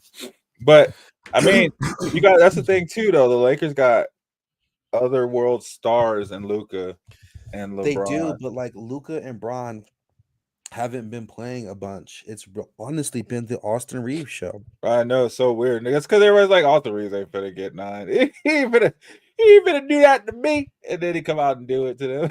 It's like facts. And here's my last thing about the Nuggets, which is again, my last thing. That Dallas Mavericks game, bro. Yeah, that was losing weird. to I didn't watch that Dallas. game. That was a crazy loss. 29-20 from Jokic, and you lose. Yeah, well, whenever the Joker gets a lot of points, we tend to lose a lot more than we win. Like when he's scoring over 40 points, it was probably a loss. And to your point, right? And I'm gonna leave it with this.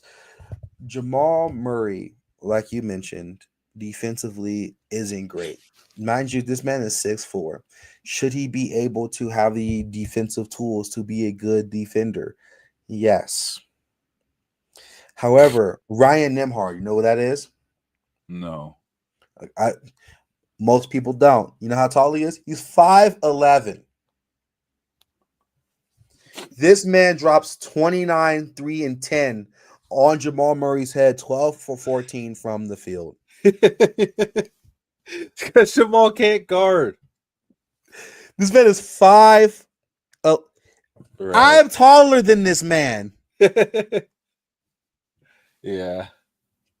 Well, and that's the thing too, is like they don't seem to try to do anything to fix it. I mean, Christian Brown's more of that like defensive spark for us. With him out, it's just like we don't have any of that. We never really had that lockdown prowess. They don't seem to go for like that lockdown defender. They don't want him. Which is probably what you should get is a lockdown defender somewhere to be on this court, a smaller guy that can play, guard almost any position. But it's like they don't want that. That'd be perfect beside Joker. You got somebody that just come in and just lock down any prime ball handler. We're good, but Murray is never going to be that lockdown guy. He is not freezing anybody up with the ball. I don't care how good his offensive night is going. He ain't scaring nobody on the defensive end. Like, facts. This is what it is. And that's kind of why I started with the Cam. Now we're looping back here full circle, and that's why I started with Cam Johnson. Is because that's what y'all got Cam Johnson for. Cam Johnson is known to be y'all's two-way stretch, right? To y'all's 3-and-D guy. However, all power to him, it's unacceptable in my opinion to have Ryan Nembhard.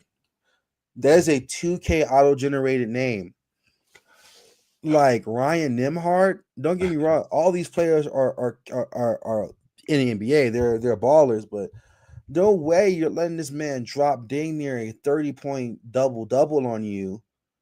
Like at that point, even switch off. I know the switch happened, and that means he cooked both Jamal and the shooting guard being Cam Johnson. He cooked him too. No, I think it was Tim Brown. No, the starting shooting or Tim guard Hardaway.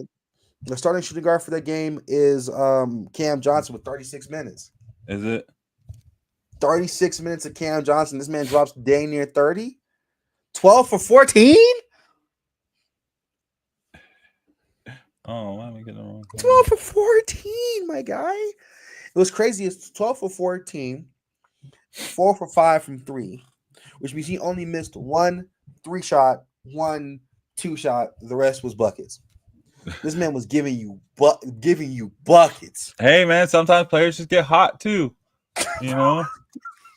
Buckets. You just gotta let them cook when they cooking.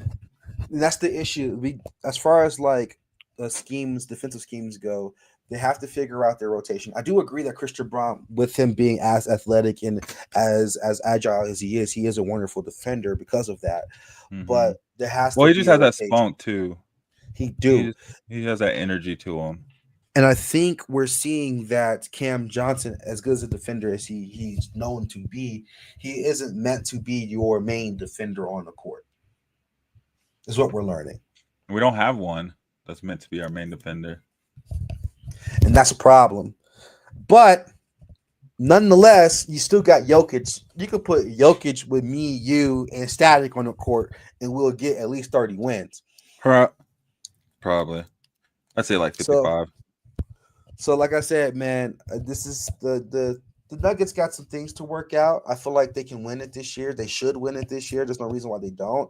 But if they don't win it this year, is that defense is not great, and Jamal Murray is not holding it down. Of course, he's a decent scorer, but what you have to do in order to keep Jamal Murray value-wise, as far as what Jamal Murray can produce, you're sacrificing a lot, and that's not a good fit. It's not a good fit. Yeah. And that's the thing. I don't know. That's why I think we need like a a more experienced coach. That's where a more experienced coach could come in and have say in. But I mean, David Adelman and Murray, they kind of grew together too in their career, Murray's career. So it's a whole thing. I don't know. It's just I don't know. But it is frustrating. I feel like the consistency has at least been there for Murray this year. It has been more this year than it has in previous years. I'll give him that. But watching what his efficiency costs for the team is making me a little bit worried for the Nuggets, especially because we do have these glaring situations that you guys are running into. But anyways, my next question for you is OKC. Is this sustainable? Man, it looks like it is. They are making it look as easy as it could look, quite honestly. Whenever I watch their games, it's just like, man, like I don't see how who can beat them. Like teams just seem like they just forget how to play basketball when they play OKC for some reason, man. Like they are making it look as easy as it can look to go on a win streak like this right now. I think this might be a hot take. I'm going to be honest. They have not been playing good teams. You said they have played good teams. Hold on, where's the schedule, man? Let's talk about it. They beat the Warriors by 10 points. They beat the Mavericks by 20 points. The Mavericks. Keep going. They beat the Clippers by 20 points. The Clippers? Yeah. Keep going. They beat the Pelicans by 30 points. The Pelicans. They beat the Trailblazers by 30 points. The Trailblazers. They beat the Timberwolves by 7. Did it like 8 points? I don't even know if Anthony Edwards was playing. I don't know if Anthony Edwards played that game. Yeah, he played. I think he played. Hold on, let me see. Yeah, he had 31 points. Okay, that's fair. So far the Timberwolves, good team. So Timberwolves, the Suns, Devin. Oh no, wasn't even Devin Booker. Colin Gillespie. Yeah. Okay. Keep going. Dizzy Gillespie's son. Yeah, bro. And in October, they beat the Bucks. They beat the Bucks by 4. They beat the Nuggets by 3 points. The Nuggets was a good team. So we've got 2 good teams so far. 2 good teams. They beat. They played the Kings a lot. Yeah, they did. They played the Kings a lot. Yeah, they did. They played the Mavericks a lot. They did. They played the. Gosh, yeah. I mean, they played the Hornets a lot to start this season. Yep, they sure did. They played the Trailblazers a lot. Yep. Dang. They played Trailblazers a lot last month. Yep. And they played the Clippers a lot. They played the Thunder coming up.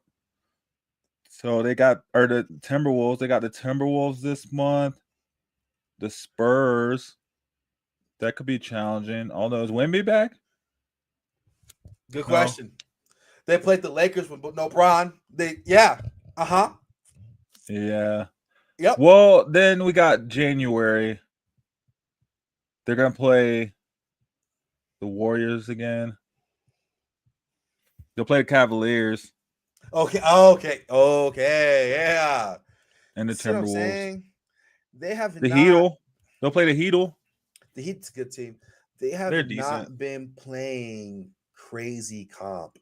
They've played the Trailblazers a billion times, the Kings a billion, the Mavericks. Well, I mean, you can only play who you get, though. I'm just saying, like, don't fall for the hype, bro. Like, this is the Patriots level schedule here. Oh, they dogged the Lakers. They did. They beat y'all by like 30 points. They did. Luke only had 19. They're just overwhelmed teams, I think is what it is, because this is the thing, right? You're playing OKC and you're like, oh, yeah, like, we can stick with you guys. You guys are good. And then next thing you know, you got like 5 fouls already from SGA. And it's the second quarter, and you're like, what the hell? Like, man, it's dumb. I don't even want to play this game no more. Like, what do you do? And then you start backing off, right? Because you don't want to get the fouls. And then Chet Holmgren comes in, and he's hitting threes now because teams are backing off because you don't want to touch them. And it's just a whole thing. And they're a pretty big team, too. Like, they're pretty tall. They are 6'6" point guard. It is crazy Yeah. to see the rise that SGA has had. That's not Like, crazy I mean, for me. granted, who was he training under? He was training with Chris Paul. Christopher Emmanuel, bro. Yeah, it's just wild though. Like, of all teams, for him to have this rise at to be OKC. I'll tell you now, I've been an SGA fan since Kentucky, bro. Dang. Anyone in Kentucky? That's why he's garbage. Crazy. I've been huge on SGA, but I've been in the trenches. No one wanted to believe me. Who? Who? That's what I'm saying. It was the most unexpected rise, right? He was a lost thought when they traded him over to OKC. He was just an add-on piece, right? They didn't think he was gonna come in and take over. This dude basically turned into the new Kobe. He did. He reminds me of Kobe Bryant. He got like the fat lips, like Kobe. Kind of sound like him. Yeah, whatever you're saying, it's a good thing. Listen to him talk. He sounds just like Kobe talk. He sounds like Kobe Bryant when he talks. Like they got that same kind of like Obama style kind of like speech to him. It's funny. And then it's just weird too because I thought it's wild. You see stuff like that. You're like, how the heck did he come in? You know what I mean? They win a championship right away, and then you got like cats like, Devin Booker over at the Suns, who's just been balling his entire career. Beating scoring records, can't win a title for nothing. Nothing. Do you have back there? They got Giannis. Ooh, Giannis over for Phoenix. That's what happened. I said he got to the finals, and then he got Giannis. Oh, yeah, that was Giannis's season to do it. But then they haven't even gotten back though. Like they had they had a really good setup on their team. They had a couple different teams that were really bomb teams that should have went far. It's just crazy how is like OKC. How are they doing so great as a team? Like Chet's not playing at the top of his game, right? Hartenstein's not playing at the top of his game. They haven't even had Jalen or whatever his name is, Jaden or whoever his name is. Their shooting guard hasn't even played yet this season. So it's like, I think they can still keep it going. I agree, but I don't think they're going to win the chip this year, personally. No, I don't think so either. Spider's winning it. Spider and the Cavs. What? Yeah, bro. I want to go buy me some spiders. I'm gonna clip this. I'm gonna clip this when they get a second round exited. Oh man, second round. That's dirty right there to say. Second round exit, bro. No. They are going. Bro, it's Donovan Mitchell at point and at the 2, and it's Evan Mobley at the 4 and 5. That's all they need. That's all they need. Like when Kyrie was playing all the positions. These are clones. What are we doing, man? All right. Speaking of Giannis, you think Giannis gonna leave? Yeah, I think he's gonna leave. Here's why. That Bucks team is garbage. Like, in times past, he had pieces around him. He had Dame, or he had Case. What's his name? Middleton. Even though I'm not really at his high prime. on Middleton. At his prime, Middleton was either Kyle Kuzma or Michael Jordan on the court at a given time. Yeah, he was either making 6 threes for you or missing 9. Facts. That's the way it went. But he always they had like really good chemistry though. Dang, he's out for 4 weeks. Yeah, What, a non-contact calf strain? Yeah, he ain't out for no dang. Get out of here. See, he was like, "I'm gonna see what y'all do without me. I'm gonna let y'all see how life feels without me."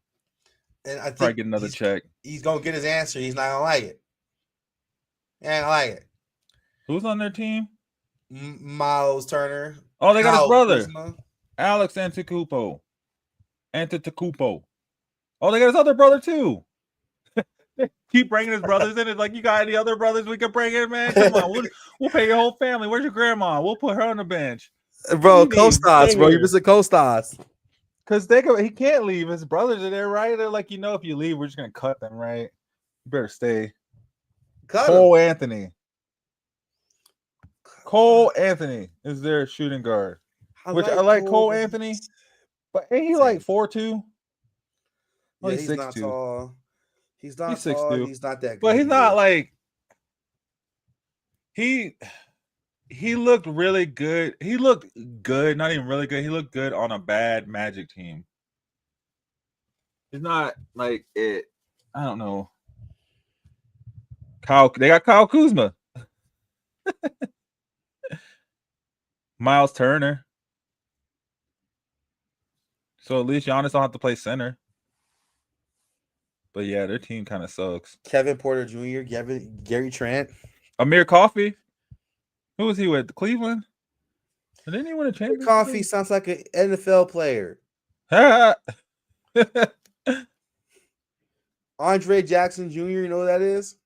AJ Green, and is a white guy. Question.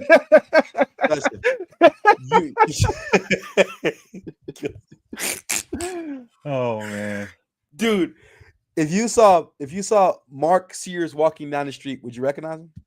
Mark Sears, no, not at all. God bless. I feel like if he had his name on a headband, I still wouldn't recognize him. Dude got a big ass forehead. I saw Birdman. Rollins, maybe. I saw the Birdman coming out over on what was it? Not on Larimer. One of them streets downtown, coming out of a tattoo shop, and I recognized him instantly. I mean, yeah. Chris Birdman from back in the day. Yes. Like he's the only person who looked like that. But this dude, Mark Sears, maybe if I don't know. He looked like he came out of a picture. Yeah, maybe if I looked at a picture and then I'm like, maybe. Myles Turner, though, I'd be like, oh, I know who you are. You're Myles Turner. What about Ryan Rollins? Ryan Rollins. That sounds like a made-up name. He looked blowed in this picture. Yeah, so Giannis is out. How long has he been in the league? Dang. Oh, dang. He's been in the league for a minute. Since 22. Did he win a ring in 22? With the Warriors? I don't think was he on that Warriors team? He was on that Warriors team, 22-23. Isn't that when they won? No. Was that when they won the last one? Or is that when they lost to no, I don't know dates. Either way. Yeah, it was 22-23. Yeah, he got a ring with the Warriors. That's how he got on there. He was like, I got a ring, 22-23. Wasn't that the Nuggets?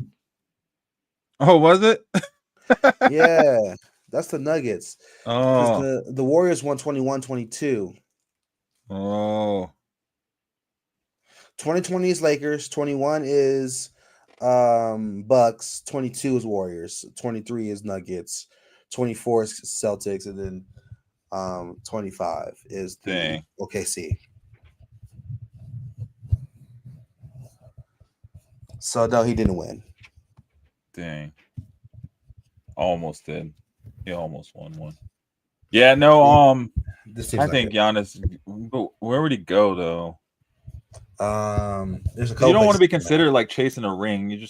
He should just go to San Antonio and play with Wemby and just dominate the league. We're the two biggest dudes. You just play point guard. I'll just play in the paint, and then we'll switch it up, and we'll just dominate everybody. Because San Antonio could totally use another big guy outside of Wemby. And with the amount of shooting guards and point guards they have, what are you going to do? Who are you going to stop? Good question. Only thing that would stop that team is injuries. That was it. The question becomes, who are they going to have to give up in order to get Giannis, though? Oh, no one. Because they're going to want Dylan Harper or Stephon Castle. They can have him.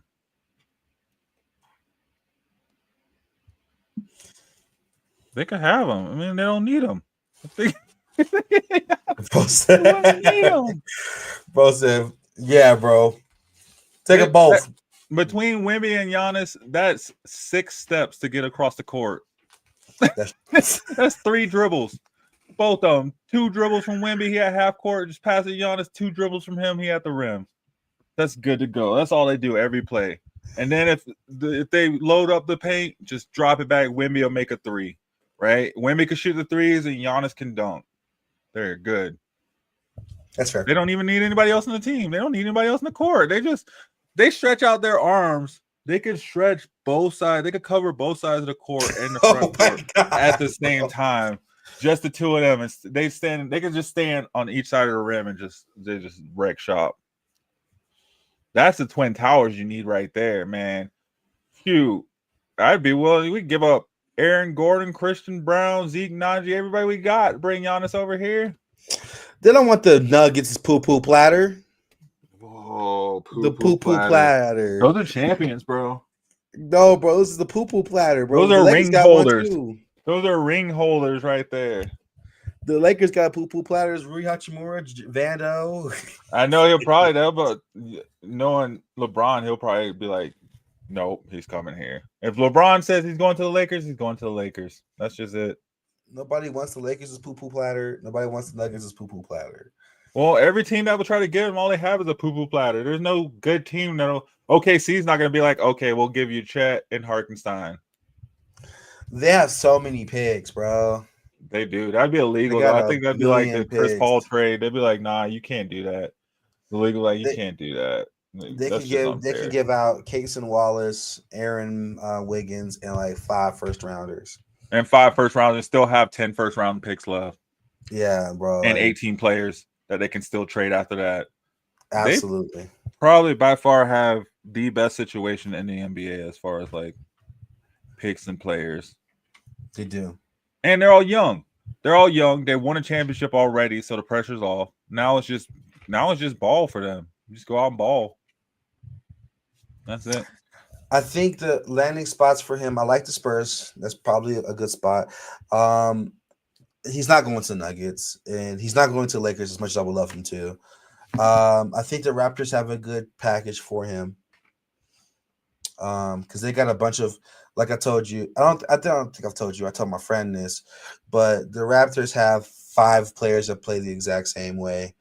Like RJ Barrett, Scotty Barnes, Brandon Ingram, this guy Murray Boyles is the same player. Grady Dick is the same. They're all 6'7", 6'8" flex forwards. They all play the exact same way.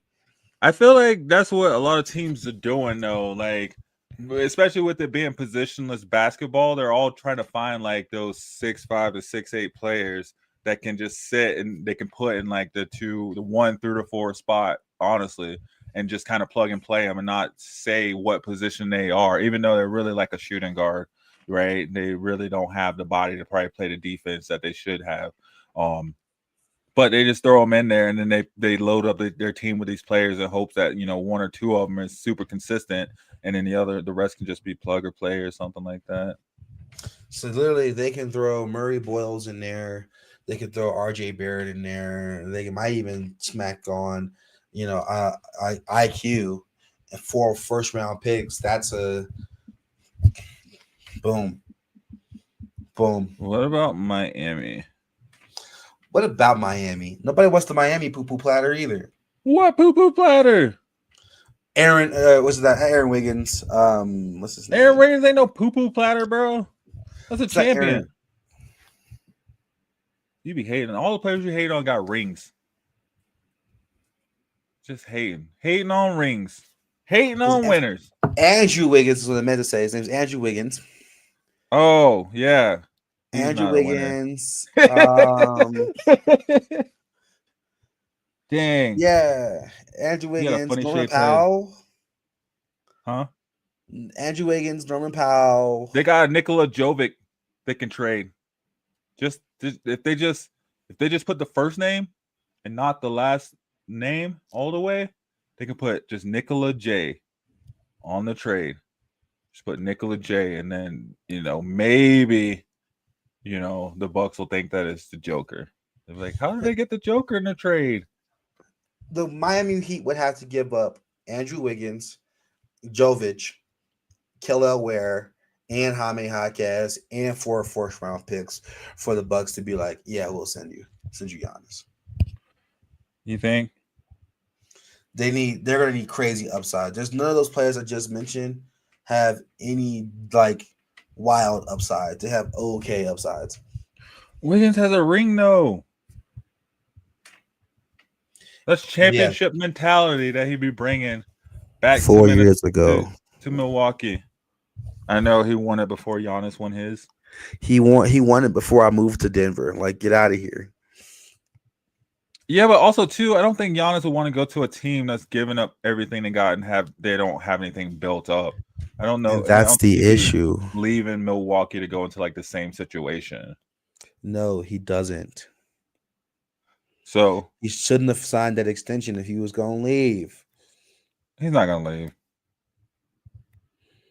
He's just not going to play as much. But yeah, there's not really a lot of great options for Giannis. This is a come up for the Bucks. The Bucks are going to obviously try to squeeze as much out of it as possible. There were murmurs of him trying to go to the Knicks, but that's goofy. That's so goofy. There's no reason for him to go to the Knicks. No, that'd be a good team though.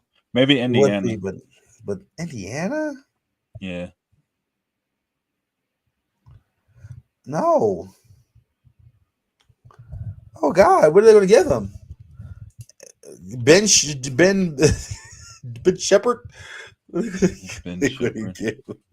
Yeah, I don't think they have anything to give up. Maybe some picks. Jacoby Walker.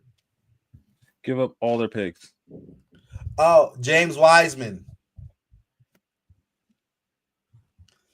That's that'd be a good building piece for the Bucks. James Wiseman is so dog water. No, he's not great. But I don't know where he's gonna go. I don't think he is. I want to say he's not gonna be on the Bucks long term. I don't know if he's gonna get traded by the deadline, but I don't think he's re-signing there. I think if he doesn't get traded by the deadline, he's definitely leaving in free agency. Really?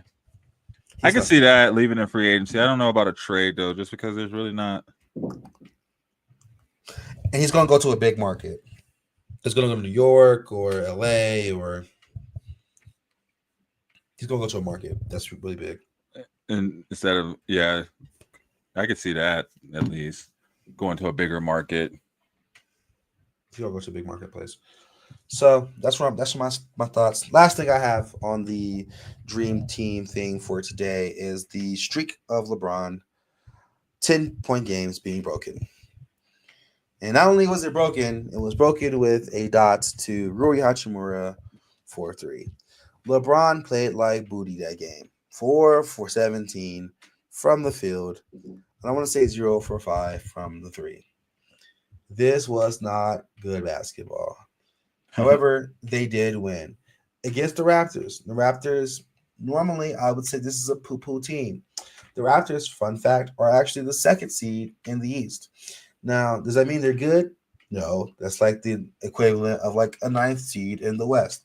But, nonetheless, it's decent comp. They won the game. And it's honestly him not reaching that 10 points with the assist is the most LeBron thing I've ever heard in my life. However, this really creates a bigger question, which from a Lakers standpoint here, they cannot shoot. No. Austin Reeves at 44 points. Yeah. Rui made his shot, but geez Louise, man.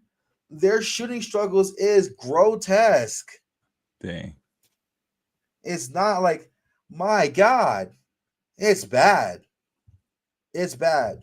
I don't even know I gotta go look up what their shooting percentage is this season. It's not great. It's bad. So now, mind you, they're still the 3rd seed, and this is a close race for 3rd seed because the Nuggets are matching in record, and then the Houston Rockets are only they're 1 loss down, but they're also 1 win down. So the 2 to 4 is pretty much neck to neck, irregardless of their shooting woes, if you will. But when I tell you, man, this Lakers team they shoot themselves out of these games, in my opinion. Let's see. They're at 50% from the field and 33.7 from 3-point. Which is not hot. Hey, they're making half those shots. Chuck them up, make half of them. You're good.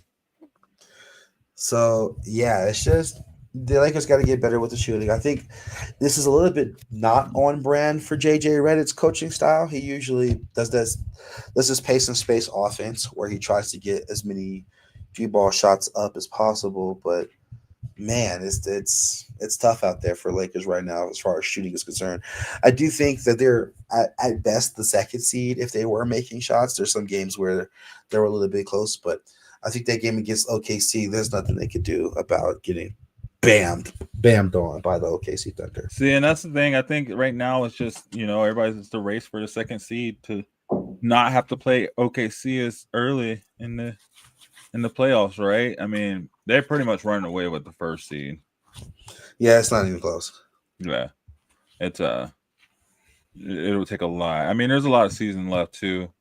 So a lot can change between now and then, but for the most part, like it's just really the fight for the second seed. And LeBron is shooting 25.9% from 3. That is nasty. Well, I mean, nasty. How many threes has he taken though? A ton. Because if he's only taking like 6 and he, no. A ton. Let me tell you. Let me go back. Yeah. He's trying to shoot lights out. He's attempting dang near 5 threes a game. Dang. That is a lot. Yeah, it's not hot. Yeah. So 5 threes a game, and he's making maybe what one every game. He's shooting 1 for 5 typically. That's yikes. Yeah. So also another thing that I want to mention, that's my last thing on the Lakers, is I don't know why the heck Lakers fans and people were talking about Marcus Smart like he was going to do something magical. Man, Marcus Smart's been so mid, bro. Oh my God. Like, get out of here, dude. Marcus Smart. All right, bro. So yeah. Marcus Smart's been mid. Also, Luka's attempting 10.7 threes a game, which is crazy. That's a lot of shooting. How many threes is Reeves attempting a game?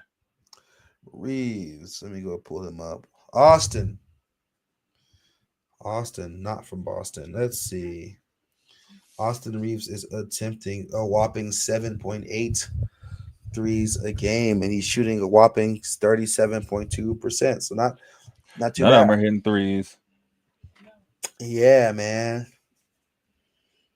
Because Luka's shooting 35%. So dang. Off 10. So he's getting 3 for 10. 4 for 11. So for me, for 4 for 12 almost. I mean, that's about where most people are with threes. But 37 is the league average. Yeah. I think 36 is league average. Better than Cam. Yes, I mean, yeah, for sure. Yeah. But Rui Hachimura is shooting 46.5 from 3. Oh, nice. Was he only taking like 4 threes? Exactly that. He's like, yep. You hit that right on the nose. 4.1, brother. He's like, shoot. That's all I need. Hachimura is a decent shooter, though, for his size, though. I feel like he has a pretty good range to him. He's by far and large the best shooter on this team right now. Outside of maybe Jake LaRavia, that was a random pickup. Oh, man. That's super random. Never mind. 33.8 from Jake LaRavia. Pack it up. 33.8? 33.8. Pack it up. Yeah, pack it up. See, the Lakers are in a weird spot. They're in a different spot than the Nuggets, But like I can see why they're equivalent as far as record is concerned, because though they're having different struggles, it's affecting them impact wise similarly. Mm-hmm. Mm-hmm. Yeah, and then you just have OKC running away with it Against bums, though. Nothing's affecting them. Their whole season's going to be against bums, though. For some reason, they have one of the easiest schedules. A pretty simple schedule. So they're the Patriots of the NBA, bro. Huh? They're the Patriots of the NBA, bro. Yeah. And then we'll see when the playoffs come. They beat all the good teams too. Let's see if I can find their. OKC has played the weakest schedule in the NBA so far this season. ESPN has OKC ranked last in strength of schedule so far. Their opponent's current win percentage is .379.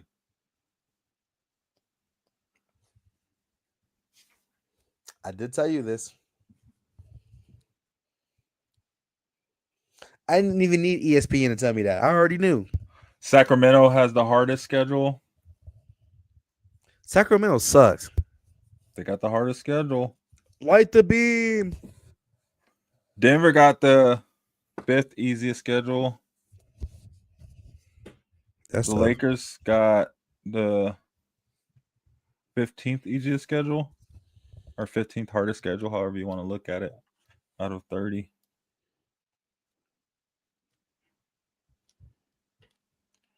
Light the beam. Have they lit the beam this year? Did they light the beam yet? Light the beam.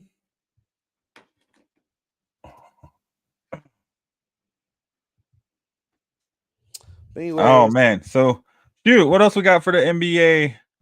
Honestly, I think that's pretty much it. No one cares about cup games.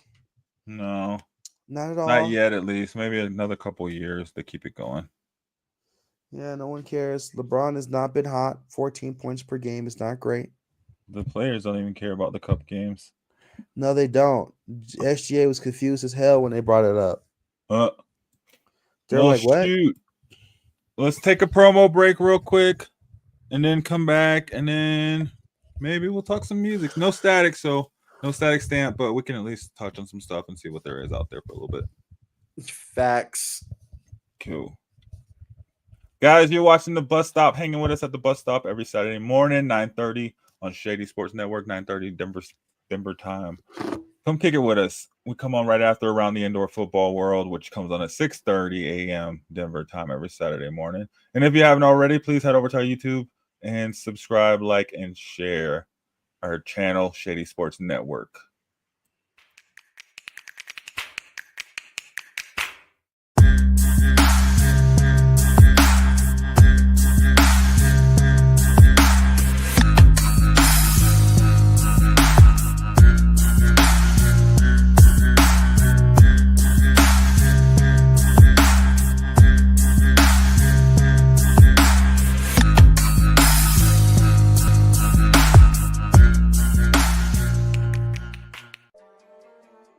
McCain. You thought you wanted Gunther against Chad Gable, but you didn't. And I'm going to tell you why. Chad Gable would take everything that Gunther's done and bury it. The Playmaker. It was on site. AJ Styles walked out there, seen LA like, oh, okay, then LA Knight hopped out the car, let's go. Break down everything in TNA, AEW, and all of the WWE programming. Join these two kings, monarchs of wrestling, live every Monday at 6:30 p.m. Eastern, 5:30 p.m. Central on the Play Caller Sports Talk YouTube channel.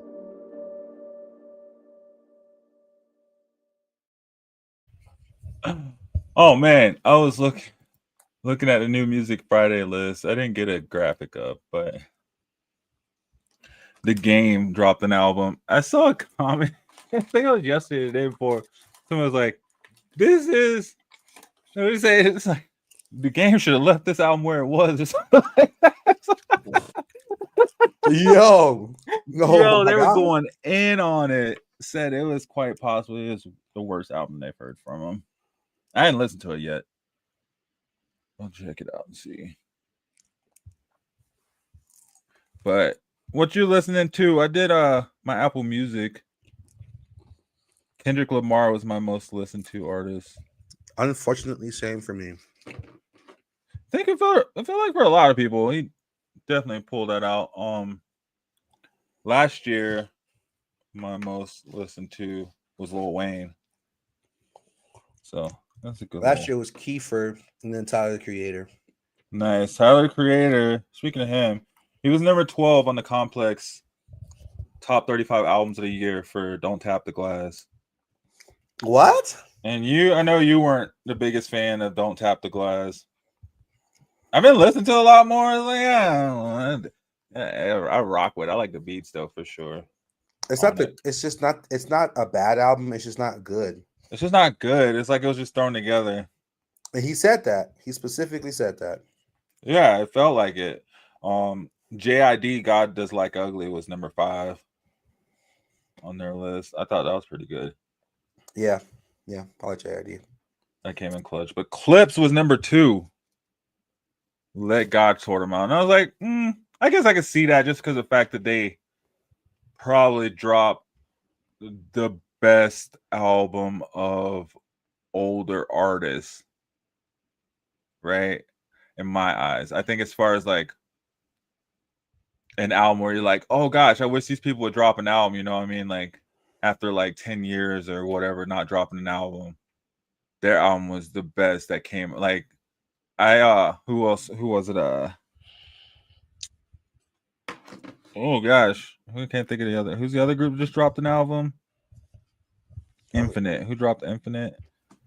Oh, You losing me here, buddy. let me see. Infinite. Let me see. Mobb Deep. Mobb Deep just dropped an album, right? Yeah, like Mobb Deep dropped. So that's what I'm saying. Like for older artists that haven't dropped an album, I think Clips probably have the best album, and then they had some good collabs too, right? Like they had that one track with Kendrick. Pharrell produced a couple of tracks, so it dropped right after his like Lego movie documentary came out. So there's a lot that came around when that album dropped. I felt like that kept it super relevant compared to what was nowadays. Oh. Dang, my friend just lost his dog. You said he lost his dog? Yeah. Rest in peace. I had to put his dog down yesterday. And I was always sad with animals, man. Like, God bless. No, but yeah, I'd be interested to go through and look at that Complex list in whole and see who else they had on. I was trying to pull it up. I couldn't really pull up the top 30. Oh, here we go. Top 35. Young Thug was 35 with Scooty. Is that how you say it? Who? Young Thug. You don't listen to Young Thug? The second name. Oh. Woody Scooty? Ooey Scooty? Is that how you say it? SCUTI Scooty? Ooey Scooty. I'm afraid of that, bro. I'm afraid of that one. Hey. I don't know. I gotta hear it. I gotta hear somebody say it. Yeah, I don't know any of these other. Big X the Plug was 32. I hope you're happy. Lil Tecca. Dang, this list is just so wild. De La Soul. I didn't know they dropped an album. Freddie Gibbs and the Alchemist. Alfredo too. Alfredo. I don't really listen to Freddie Gibbs, but you like Alfredo? No, I haven't heard it. Yeah, I didn't hear Alfredo. I didn't even know he dropped an album. Danny Brown Stardust was 25. I did listen to that one. Brown made music still. Yeah, I wasn't the biggest fan of it. It's a bit random. Wale was 24. Aha. You know how I feel about Wale. Hey, that album go hard, bruh. I didn't put think I listened to the whole thing. Of Baby Chief Do It. This dude looks like he's like 10. He's 17 years old.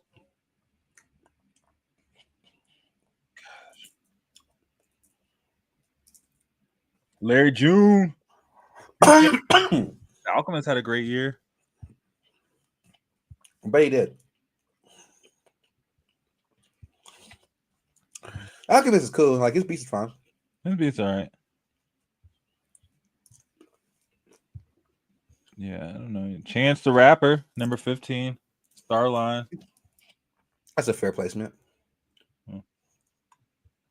Chance gonna stay him. He gonna stay on the list. Tell you what. Yeah, it's just crazy with Tyler. It was at number 12. Central C. Thought it was Eminem. Central C. Yeah, never heard of That. him. How could I be homophobic? That guy? Oh, is that what it is? He came in at number 11. Even the stick is gay. That guy. Party Next Door and Drake came in at 10, and I only feel like that's just the write-off from the Kendrick beef. Because then it's the album he dropped right after Kendrick dropped Not Like Us. I think so. He came out, him and Party Next Door dropped this album. Earl Sweatshirt. What? Earl Sweatshirt. I haven't heard that in a while. Tell me about it. I like 5-10 years. He dropped the album, I guess, and it's at number 9. I gotta listen to that. Hold on. What's the name of it? Live, Laugh, Love. Definitely didn't hear that one. It says death, life, maturity, and perhaps Adderall have all found Earl recently. And the result was this album. Okay. This came out in August, too. This What is a not even old. description. Yeah, I did not. Yeah, it came out August 22nd. No features. No, but that's probably why you didn't hear too much from it.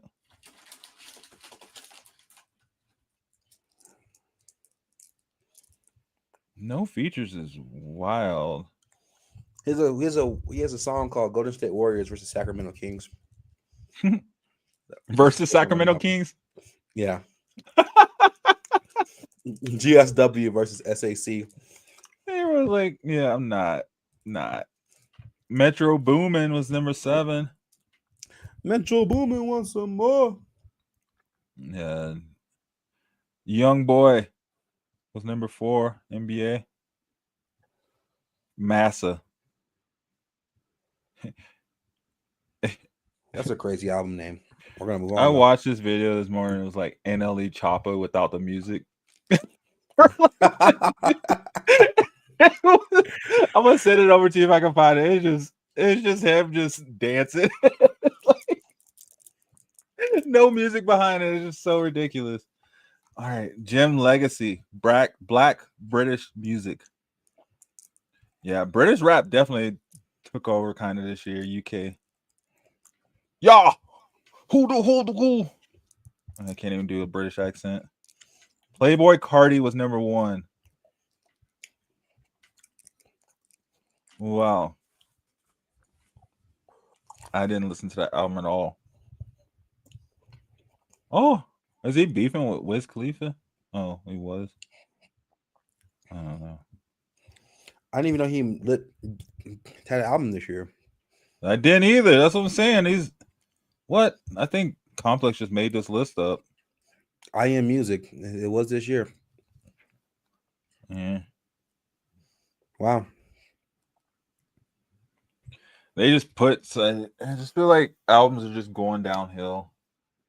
You just don't see albums like you used to. No. Like mixtapes and stuff like that. Like, let's see what the mixtapes of the year was.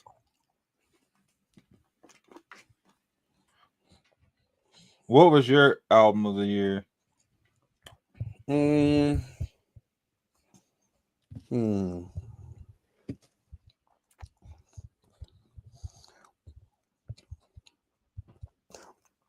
would probably have to go with Folks by Leon Thomas.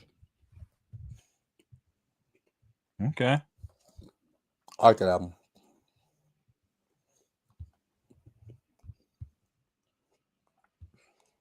Yeah, I don't know what mine would be. I I'd have to say I'd probably go with that JID album. That's also a good album. Yeah. Or the album I listened to heavy in rotation was Wild Lord by No Worries. I was listening to that Wale album, but I don't listen to it in heavy rotation. Not like that. I did listen to that Clips album quite a bit. I won't lie. Yeah. And then, yeah, I mean, as far as what came out recently, I think there was some albums. I think it was an album from this list that just came out. No. Kevin Gates dropped an album, Fire Reloaded. Polo G and G Herbo. G Herbo has dropped so much music this year, though. You know, what was your most disappointing album that you listened to this year? Probably that Tyler album. Actually, if we're just going album or even like using tracks as album, I'd probably say that Neo country track that we played. That was unexpected. Yeah, that was bad. That was bad. Probably that. Full album. Gosh, there's been quite a few bad ones that we listened to, and I just don't remember because I didn't listen to them anymore. For me, easily, Finally Over It by Summer Walker was so mid. Okay. I listened to that. It was my fiance's birthday. She went to sleep. I was awake. I put some 2K on, grinding my build, put my headphones on. I'm like, bro, this is dog water, bro. I was trying to finish it, but I was like, bro, it was so not interesting. I called my homie. I was like, bro, you up? Yeah, bro. You listen to that Summer Walker, bro? Nah. Is it good? No, sir. I'm calling you about it. No, sir. Dang. No, sir. And it's got buku songs in there, like 18 of them. The hooks are just not hooking. I don't know. I don't remember the bad albums. I really just don't listen to them anymore. And that Ty Dolla $ign album wasn't good. That Ty Dolla $ign album, the one that just came out, was like a couple weeks ago. I messed with my cousin. He cool. But that one wasn't good, bro. I wish I had his number. Ty Dolla $ign is a very unique rapper. He's not like super famous or super big, but he's always in the mix. Are you talking about I Wish? Too. Yeah. Yeah. Who else? Shoot, I don't know. I have to go through it. That's what we should do next episode. Maybe put together our worst albums. Let's put together superlatives. Favorite, worst, most shocking, etc. For album, okay. That works. And then we'll talk about those next episode. Because I'm like trying to think. I'm like, well, which ones did I not like? Can't even pull them up. I feel like it's Hurricane Wisdom.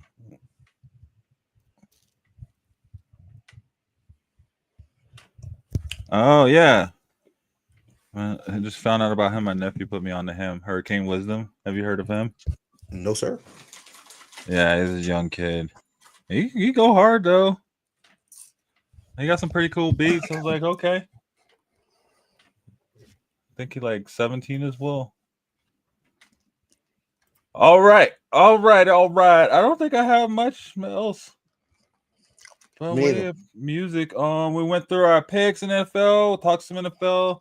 Went over to NBA, talked LeBron, talked Joker and the Nuggets, talked Giannis. That was a big one.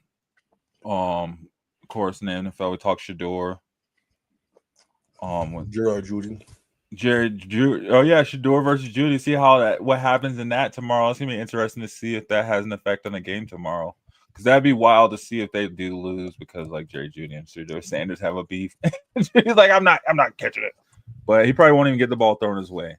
So, I I thought it was a pretty good show, man. We went through some stuff. We'll come back and see how our picks did next week, guys. Come join us back next week. Look back and see. We'll have another week under our belt for the NBA, so that's like another 20 games per team. They play like some back-to-back or some back. Their schedule's so weird. It is. It's all over the place. But no, it was a good show. All in all, I thought it was great. Next week we'll have Static back on with us, so we'll be going more in depth with the music. Other than that, I mean, I don't think I got much else. Other than thanks for watching us today, guys. It was a fun one. Thanks to Unfinished for joining in and chatting up with us for a while. That was really fun. Thanks to Sam coming in unexpectedly. He didn't know he'd be on, but I knew it.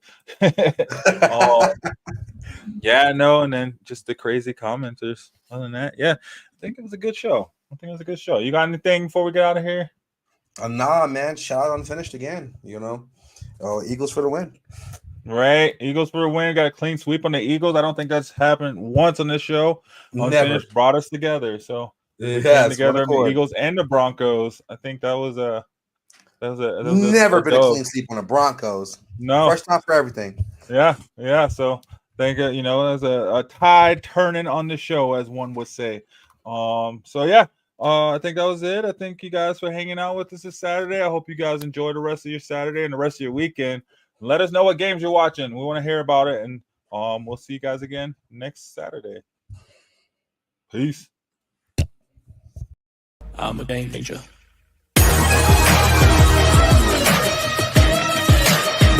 I'm a game changer.